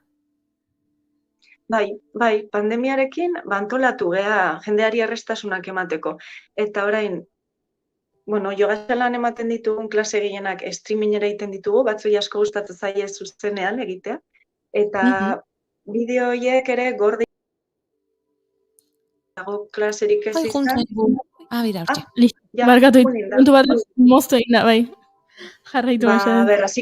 Bai, esaten nahi nintzen, hori, klasean egiten ditugun, streamingen egiten ditugun bideo horiek gorde eta gelitzen dira. Eta hola, klaseak ez dauden egunetan adibidez igande baten, edo batxaldeko goizeko 12 nahi badugu, bideo klase horiek ere hor dituzte ikasleek. Eta, bai, jendearentzat beste herramienta bada, pozik. Bai, eta beste aukera bat ere, akaso ordutegietan justu zabiltzanean, ez? Horrelako zerbait, eta gero ikus dezaket, edo gero egin dezaket. Bai. Edo lotxa. Hori ere, bai. Edo lotxa, askotan igual etxean probatu nahi duzu, eta gero animatzen zatortzen. Gero bai jendeak eskertzen du. Hoi da, bai zen. Etxean ningo ez du lehenengo. Eta gero ez, orain ja gai naiz. Hobe aurrez aurre, nik nahiago izaten dut, santa zuzendu eta ikusi irakaslea bera ere, akaso ez. Bai. Eta Indian hobeto. Bai, hori galdetu nahi nizun, esan duzun formakuntza hasierako hori Indian egin zenuen, ezta? Barkatu, formakuntza, lehenengo formakuntza, Tailandian egin non. Gero pasan nintzen Indiara, klase, ez non besterik, yoga eta yoga. Nire formakuntza izan zen, irakasle ezberdinak ezagutu, estilo ezberdinak, beste praktikanteak ere, konpartitu, saltxan, egunero. Jende askok hori aipatu dugu lehenagian Indiarekin erlazionatzen dugula, baina gaur egun ere irakasle izan nahi badu norbaitek yoga irakasle eta bar, Indiara joatea gomendatuko zenioke, edo akaso hemen gaur egun ere, aukera asko handitu dira horren inguruan ere. Bai, nik gaur egun sinisten dut hemen gertu oso formakuntza onak ditugula. Irakasle prestatuak eta kalitatezko formakuntzak. Han aberasgarria da, bueno, kultura sentitzea. Nik uste dut hori ere, baina, klaro, denok ez daukagu ara juteko aukera.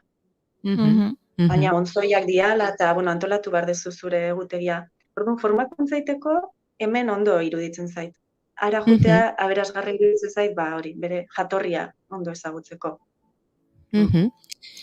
Ni kuriosidadean eukan gauza, bueno, ekintza hauek askotan lotzen dira emakumeekin. Ez dakit oraindik ere, zuen bezeroen artean gehiengoa emakumea ote den asko zabaldu den eta denok egiten dugun, edo oraindik ere, bai, agian gehiago dira emakumeak.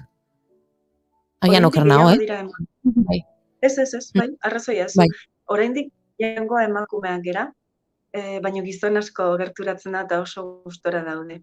Hori polita da, gaina adin ezberdinetakoak. Bai, eske nik beti esaten dut, denok egiten dugu arnasa, denok dakago burua eta zaindu behar dugu, gestionatu behar dugu, gorputza, noski, eta nola yoga estilo ezberdina dauden, irakasle ezberdinak, pues, bueno, gizonak ere gerturatzen nahi dira, eta aurkitzen nahi dira, dirudienez, behar dutena, bilatzen nahi diana. Eta xalan, batzutan, bai, gizon desente ekartzen dira klasetan, eta pozik. Eta adinari dagokionez, zuen ikasleen artean ere, pentsatzen dut adintarte desberdinak izango dituzuela? Bai, denetari dago, baina orokorrean esango nuke, 25-etik 60 arte. Batek gehiore badu, baina denetari dago. Eta nahastuak hori ere polita da. Batzutan saiatu gara bereizten, bagian helduagoek nahi dute beraien txokoa, baina nahastu nahi dute gazteekin, hasi que oraingoz, hola. Behin baino gehiagotan aipatu duzu elkarrizketan arnasketa. Eta nik bada zerbait, kosta egiten zitzaidana noizbait egin dudanean, edo beste momentu askotan pilatesen ere arnasketa, edo dantzan. Eta zuk ere uste dut esan duzula hasieran, ez? Arnasketa ez dakit nondik hemen badago modu ezberdinak, eta bar. Aztu iten zaigu batzuetan, ez? Arnasketak daukan garrantzi hori. Bueno, batzuetan ez, esango nuke? Askotan, bai. Bai, oso maiz. Horregatik, guri gustatzen zaigu teknika errexenak, horregatik mantendu ahal izateko.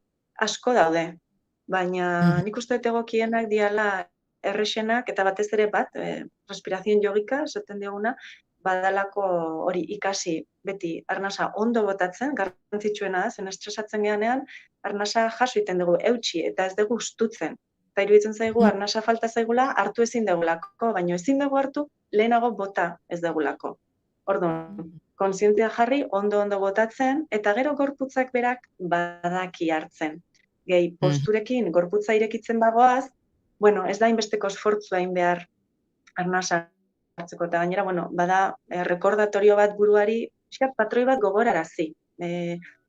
Egunerokotasunan estresarekin arnasa estutu iten badago, gogorarazi praktikarekin, hola, lasaiago, eta gorputzak badu tendentzia orekara. Orduan, hori gogoraraztea, oreka hemen dezu, eta gorputza hortara ohitutzen da.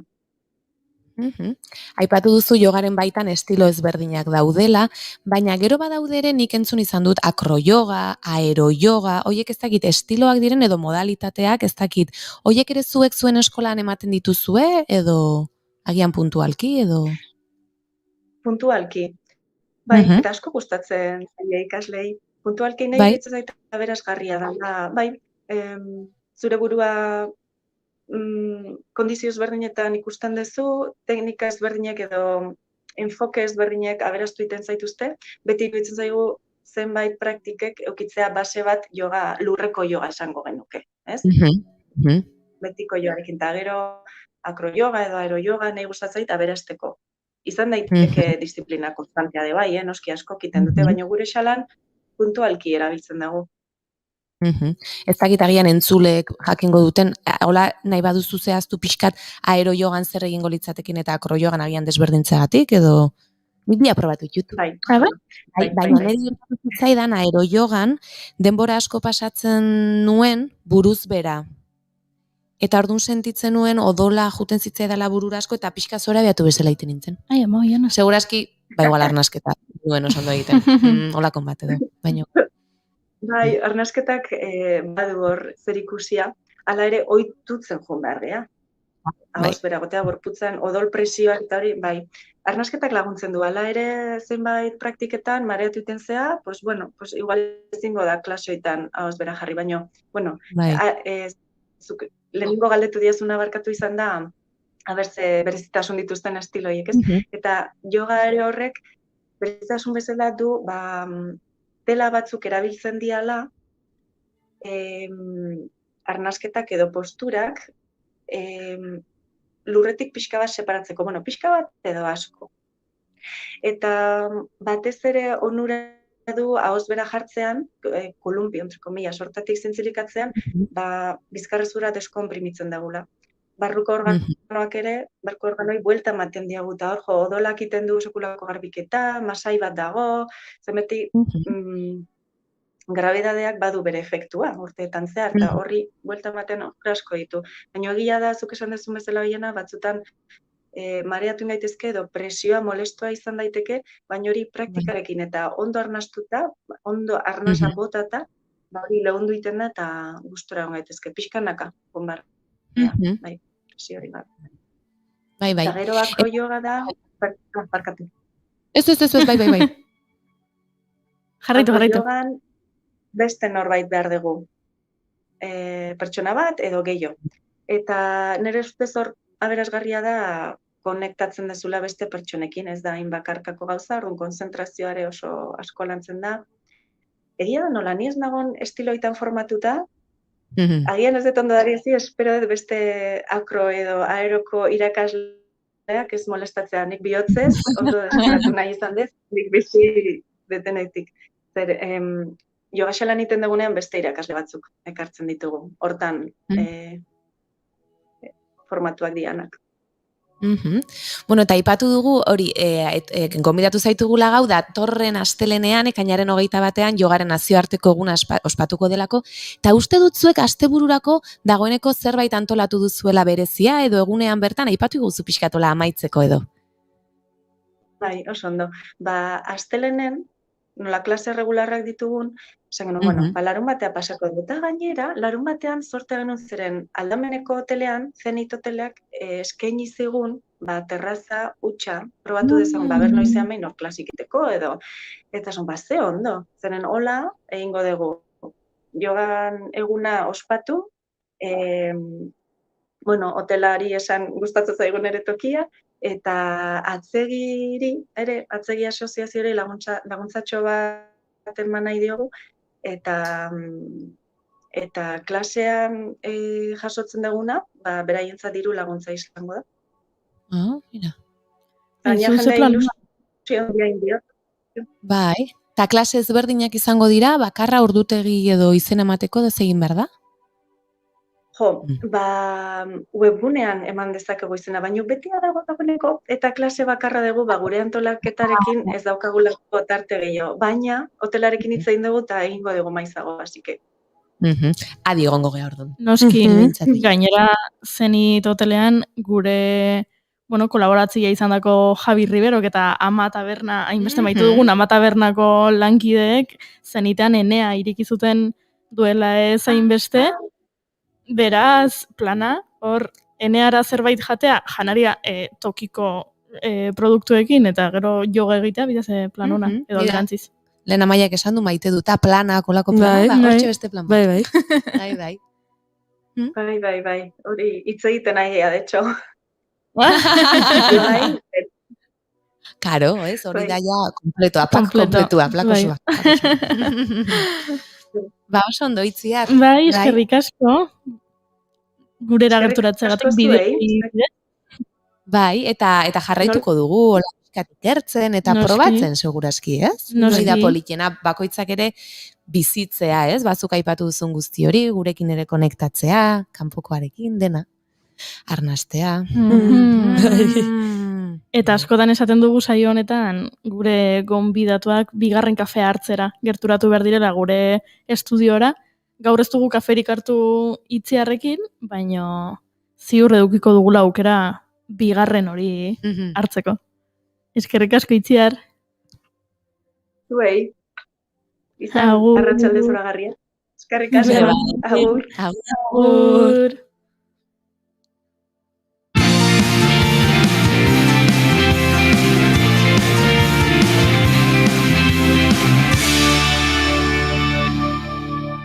Keep calm and bigarren kafea.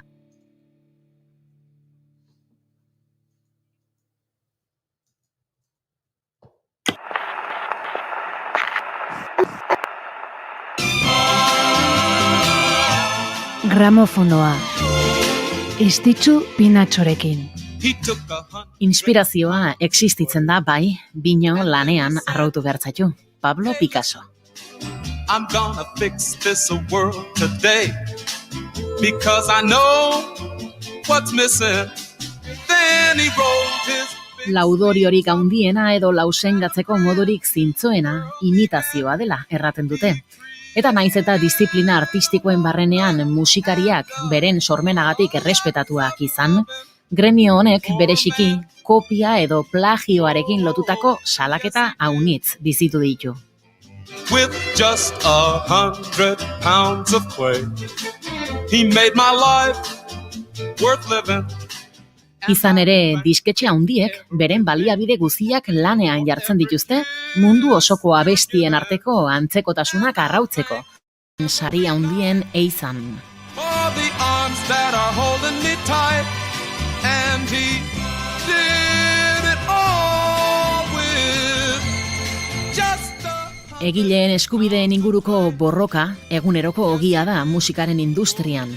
Plagioa dela, abestien okerreko erabilera, kantuen jabetzak edo lapurretak, kontratuak, esklusibotasuna, ameka izan dire egile eskubideen defentsan abuzitegietan bukatu duten musikariak. should do to make a living dream like you. He wrote Jakina egile eskubideen borroka hoietako haunitz, zigor ekonomiko handiekin bukatu izan dire edo kasu batzuetan abestiak edo albumak debekatzea ere ekarri dute. Gaurko saioan auzitegietan barrena ibiliko gara, bertan gertatutakoak kontatzeko.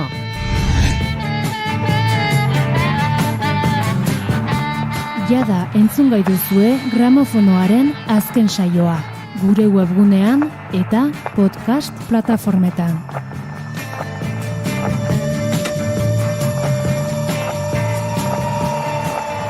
Naiz irratia.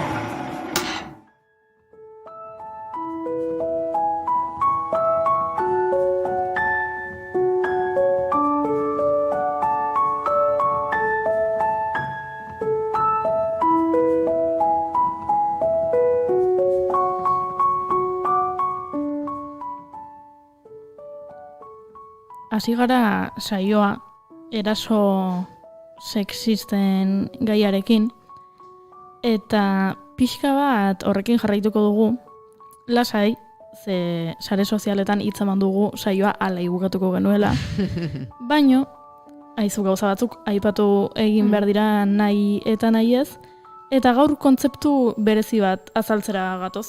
Ezeztapenaren kultura, badakizu zer den? Ezeztapenaren kultura edo cancel culture 2015an hasi zen erabiltzen. Kontzeptu nahiko berria esan dezakegu dela. Eta erabiltzen da pertsonaia publikoei edo enpresei laguntza kentzeko edo babesa kentzeko iraingarritzat edo onartezintzat jotzen den zerbait esateagatik edo egiteagatik. Funtsean esan dezakegu ezeztapenaren kultura boikota dela, baina sare sozialetan piztu eta sustatzen dena.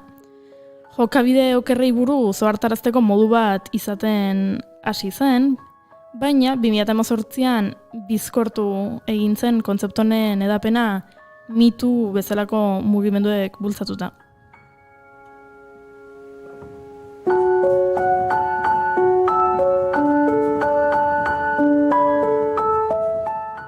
Beraz, ezagit zigor modura uler genezake zerbait txarra egin duzu eta publikoak zigortu egiten zaitu eta bere babesa ukatzen dizu. Izan daiteke adibidez enpresa bati dagokionez, zerbait ezagik desagokia esaten badu, edo iragarki oso, desagoki bat egiten badu, zuk esaten erabakitzen duzu, ez duzula inoiz enpresa hortako produkturik erosiko. Eta artistekin berriz, esaten duzu, ez dakit, ez estatu egingo dugu pertsona hau, eta ez dugu bere artea erosiko edo babestuko.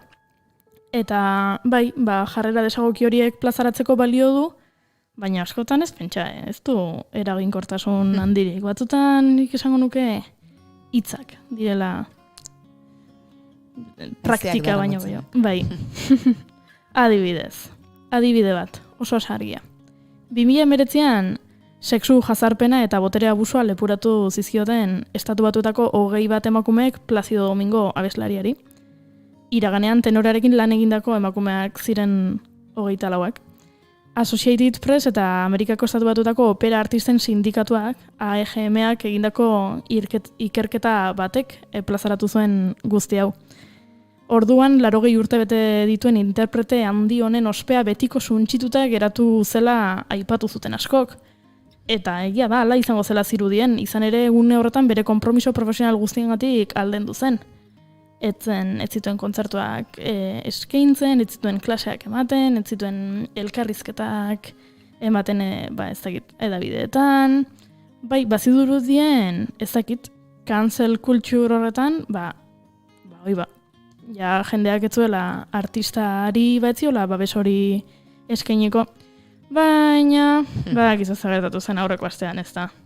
Placido Domingo Madrilgo Auditorio Nazionalean kontzertu bat eskaini zuen. Ekainaren 9 zen, hau da, duela egun batzuk, eta sarrerak agortu egin ziren. Kontzertua eskaini zuen, lepoz gainezka zegoen platea hura txaloka hasi zen, eta abeslariak 5 bis eman behar izan zituen. Benetan kuriosoa, babesik ez duen artista batentzat. Entzun.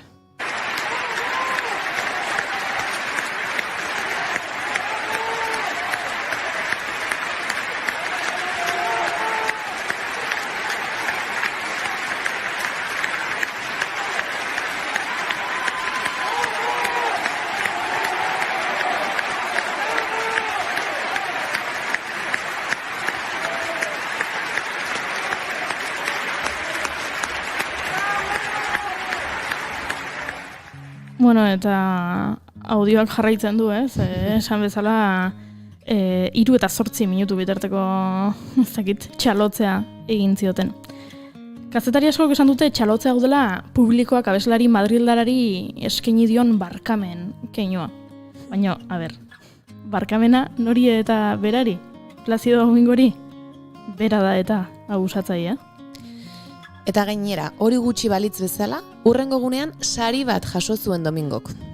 Abeslariak, Espainiako ondarearen ohorezko munduko enbaixadorea titulua jaso zuen. Berriro ere, Madrilen.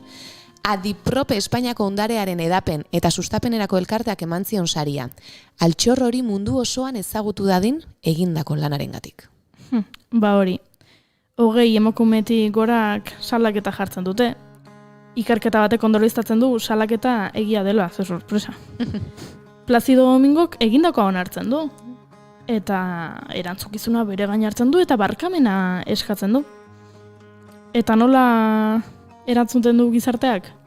Bere ibilbidea indargabetzen? Ez. Ikusi dugun bezala txaloak jasoz, edo sariak. Izan ere mundua hankaz gora dago edo buruz bera, nik ez daukat oso argi.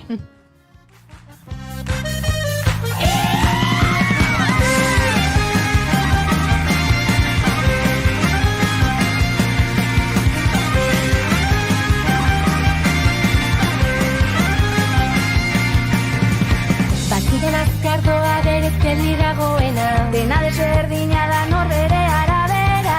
Aldakin guzko forma duen mundua, buruz bera ikusi nahi batezu, ezberdin sentitu nahi batezu, ezberdin txoriak. Baina ez pentsa adibide bakarra denik. Hortxe daukagu adibidez Chris Brown, rap eta hip-hop abeslari Estatu Batuarraren kasua. Chris Brownek emakumeen aurkako indarkeriaren historiala du. Hainbat emakumeek salatu dute urtetan zehar, baina agian kasurik ezagunena eta agian ezagutuko duzuena Rihannarena izan zen. Garai hartan bi abeslariak bikotekideak ziren. Eta eztabaida baten ondorioz Chris Brownek Rihanna jipoitu zuen eta ospitaleratu egin behar izan zuten Rihanna. Hala ere, hip-hoparen industria nabarmena denez, badirudi emakumenganako abusua ezereztearen kulturatik salbuetsita dagoela. Ze Chris Brown bertan bera utzi beharko litzateken portaera modelatuaren adibide bat bada, zergatik jarraitzen du puri-purian. Hilero, 31 milioi entzuletik gora ditu Spotify plataforman. Duela hilabete batzuk kaleratu zuen Go Crazy bideoklipak dagoeneko 110 milioi ikustaldi dauzka.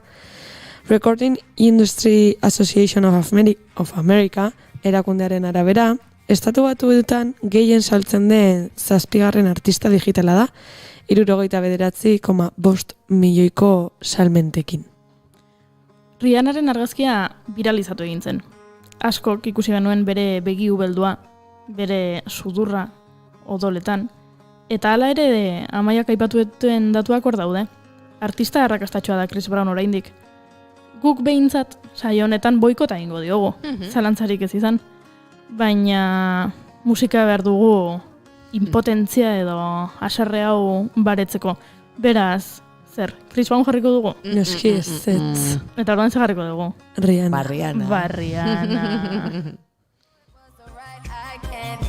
And I can't get it out my mind. I need to get out of sight, but I end up behind bars. What started out as a simple altercation turns into a real sticky situation. Me just thinking on the time that I'm facing makes me wanna cry. 'Cause I didn't mean to hurt him. Could have been somebody's son. Took his heart when I pulled out that gun. Rum pa pa pum, rum pa pa pum, rum pa pa pum. Man down, rum pa pa pum, rum pa pa pum, rum pa pa pum. Baina joera hau ez da musikaren munduan soilik gertatzen, Zinean ere adibide asko ditugu. Adibidez Roman Polanski, zinema zuzendariak, Amerikako Estatu Batuetan bilatzeko eta atxilotzeko agindua du. Duela 40 urtetik ona, adingabe bat drogatu eta bortxatzeagatik. Antzeko ekintzengatik beste adingabe batzuek ere salatu dute. 4 izan dira hain zuzen ere. Hala ere, zuzendari onenaren saria jaso zuen Cesar sarien aurreko edizioan Frantziako zinemasari ospetsuenak, Jacques filmarengatik. Film hori 2019an filmatu ahal izan zuen. Salaketa sexisten eztabaidaren erdian. Eta une honetan beste lan bat dauka, aurre produkzioan. Beraz, lanean ari da arazo hori gabe Polanski. Baina, bueno, Cesar sarietan zer esana eman zuen. Le César de la meilleure réalisation est attribué à Roman Polanski pour J'accuse. Cesar sarietan, bera, hau da, Polanski garaia zela iragarri zutenean, Frantziako mitu mugimenduaren aurpegi bilakatu den Adele Hanel aktorea besaulkitik altxa eta alde egin zuen. Bravo le pedofil, oiukatuz, gora pedofiloak esanez, ironiaz noski. Beste emakume batzuk jarraitu egin zuten eta aretotik irten ziren. Ekitaldiaren aurkezlea, etzen amaieran berriro holtzara igo, protesta modura. Eta guk, hemendik esaten dizuegu, bravo, neskak. Aste bakoitzeko, minutu bakoitza, hilako aizparen minaren oroitza, alaba emazte ama naiz neskato ezaztu izena.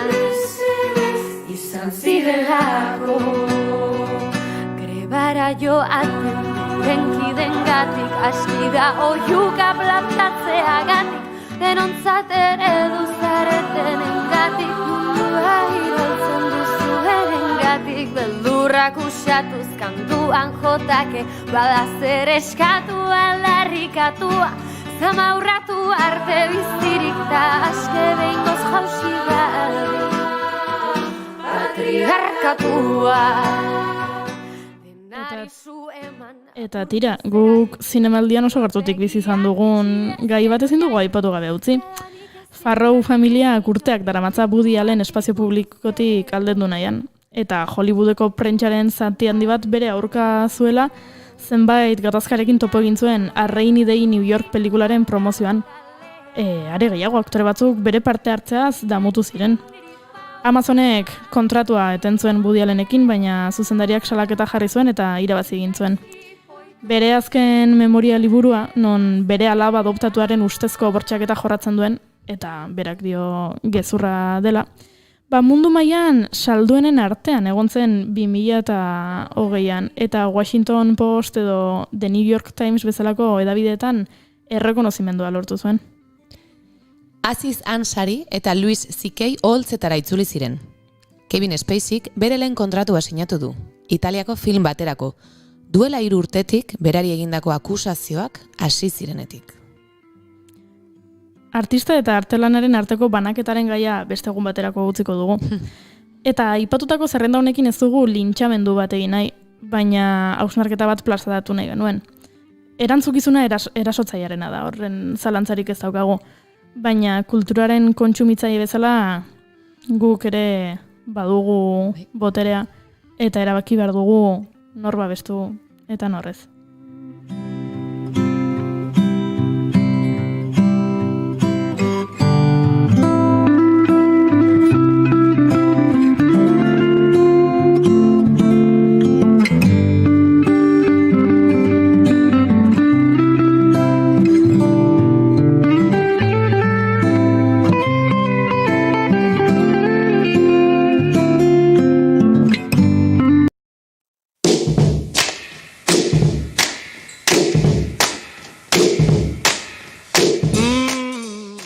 Gizu ze gertatu den?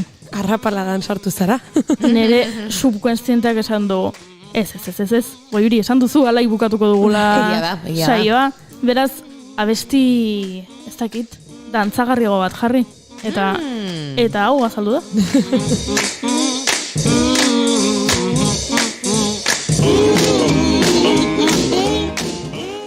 Aipatu dut, aurrerago amorrua sentitzen genuela. Asteguru honetako albisteak irakurrita, asteguru honetakoak eta egunerokoak. Eta amorrua sentitzen dugula horrelako artistak babesten, ez dakit jendeak babestu egiten dituela ikusten dugunean. Baina, amorrua emozio bada. Eta kudeatzen jakin behar dugu. Eta Dona Peian Iznieto entzuten ari bazara zure laguntza behar dugu.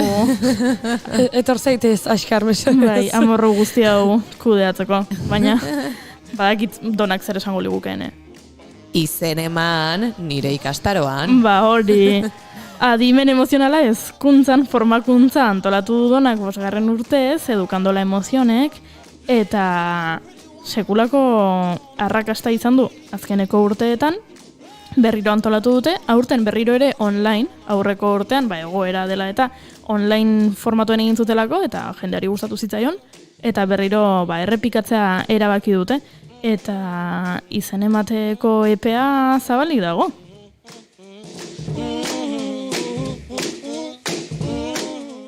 Amaia, zeinentzat da? Da, irakasle batentzat adibidez izan daiteke.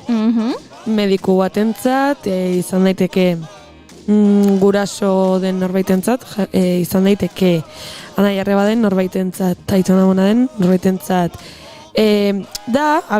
Hola pixkat, simplifikatzeko. Aur edo nera beren bat, inguruan dakan edo zeinentzat. Are gehiago simplifikatzeko, mundu guztiarentzat. Nork ez du inguruan aurredo nera beren bat.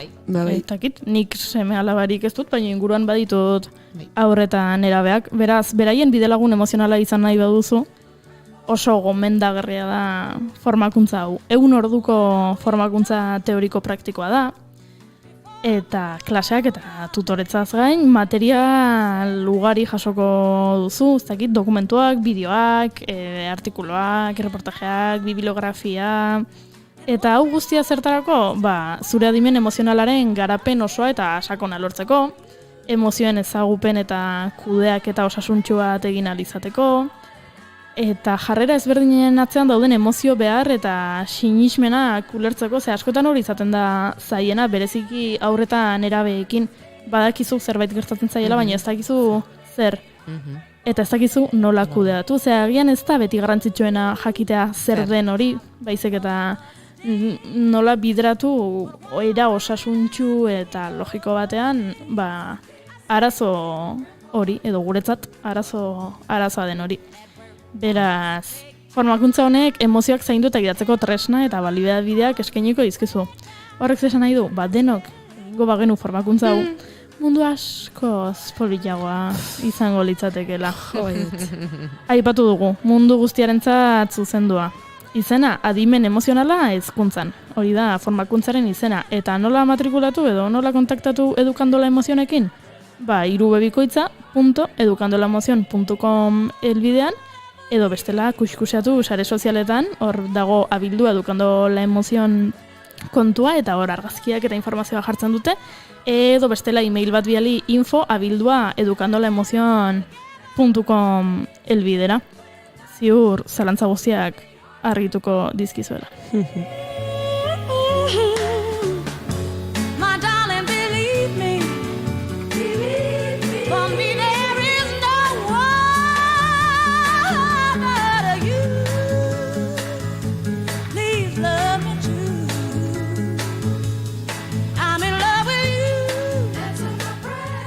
Esan bezala, adimen emozionala hezkuntzan, edukandola emozionen formakuntza.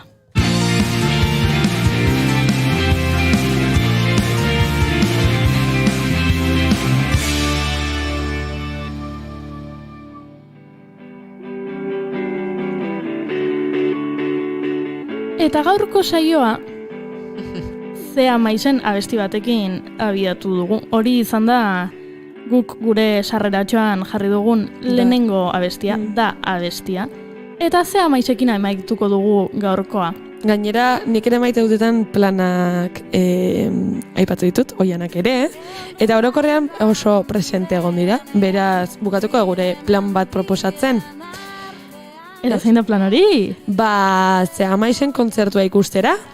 Joan gaitezke, ez. Bai, etxera. Hori da. Bueno. Etxera dator kontzertua, hobeto dela, gainea. Josuz, asko, zobea ez aldazaten Mahoma ez balin bada mendia eta hori. Esaten den bezala. Zea Maiz etxera datorrela. Zea Maiz zure etxera datorrela, gaur 10:00. Bai, Hernaniko naiz kontzertuak izan ziren otsailean, 26tik 28 bitarteko asteburu horretan, eta denek ez genuen eduki aukera joteko. Ez. Gure entzule batzuk, zozketatu genituen sarrerak. Bai, baina ez, guen biditan gelditu ginen. Bai.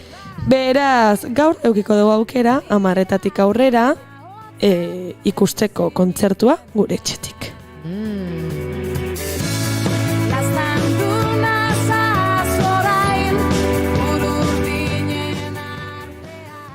Gure naizeko lankideak aipatu digute energiaz betetako kontzertua izan zela. Eta magia berezi hori berriz ere ikusteko aukera eman nahi izan digutela. Oraingoan irekian. Orduan bertatik jarraitu zuten batzuk eta pay-per-view bidez ordainduta ikusteko aukera izan zuten bestek. Oraingoan 24 orduz irikian ikusteko aukera luzatzen dugu naizetik.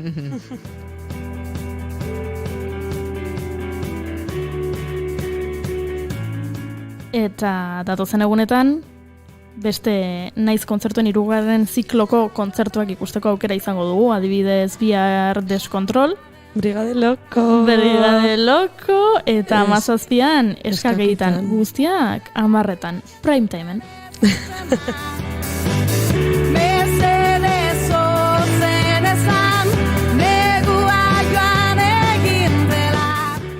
Eta gu agurtzeko unea iritsi zaigu guri. Gustagora egon gara, ez da? Bai. Entzuleok, maiteok, uste dugu zuek ere gustora egon zaretela, da hori espero dugu behintzat. Asmo horrekin egin dugu behintzat, saioa. Hori da, horrela bada, bihar 9:00 hemen izango gara berriro. Noski. 9:00 6:00 egunero bezala. Eskerrik asko, hau egitea albidatzeagatik. Gure maite duta, gaurko 2. maite duta, zuentzako. Negua joan gara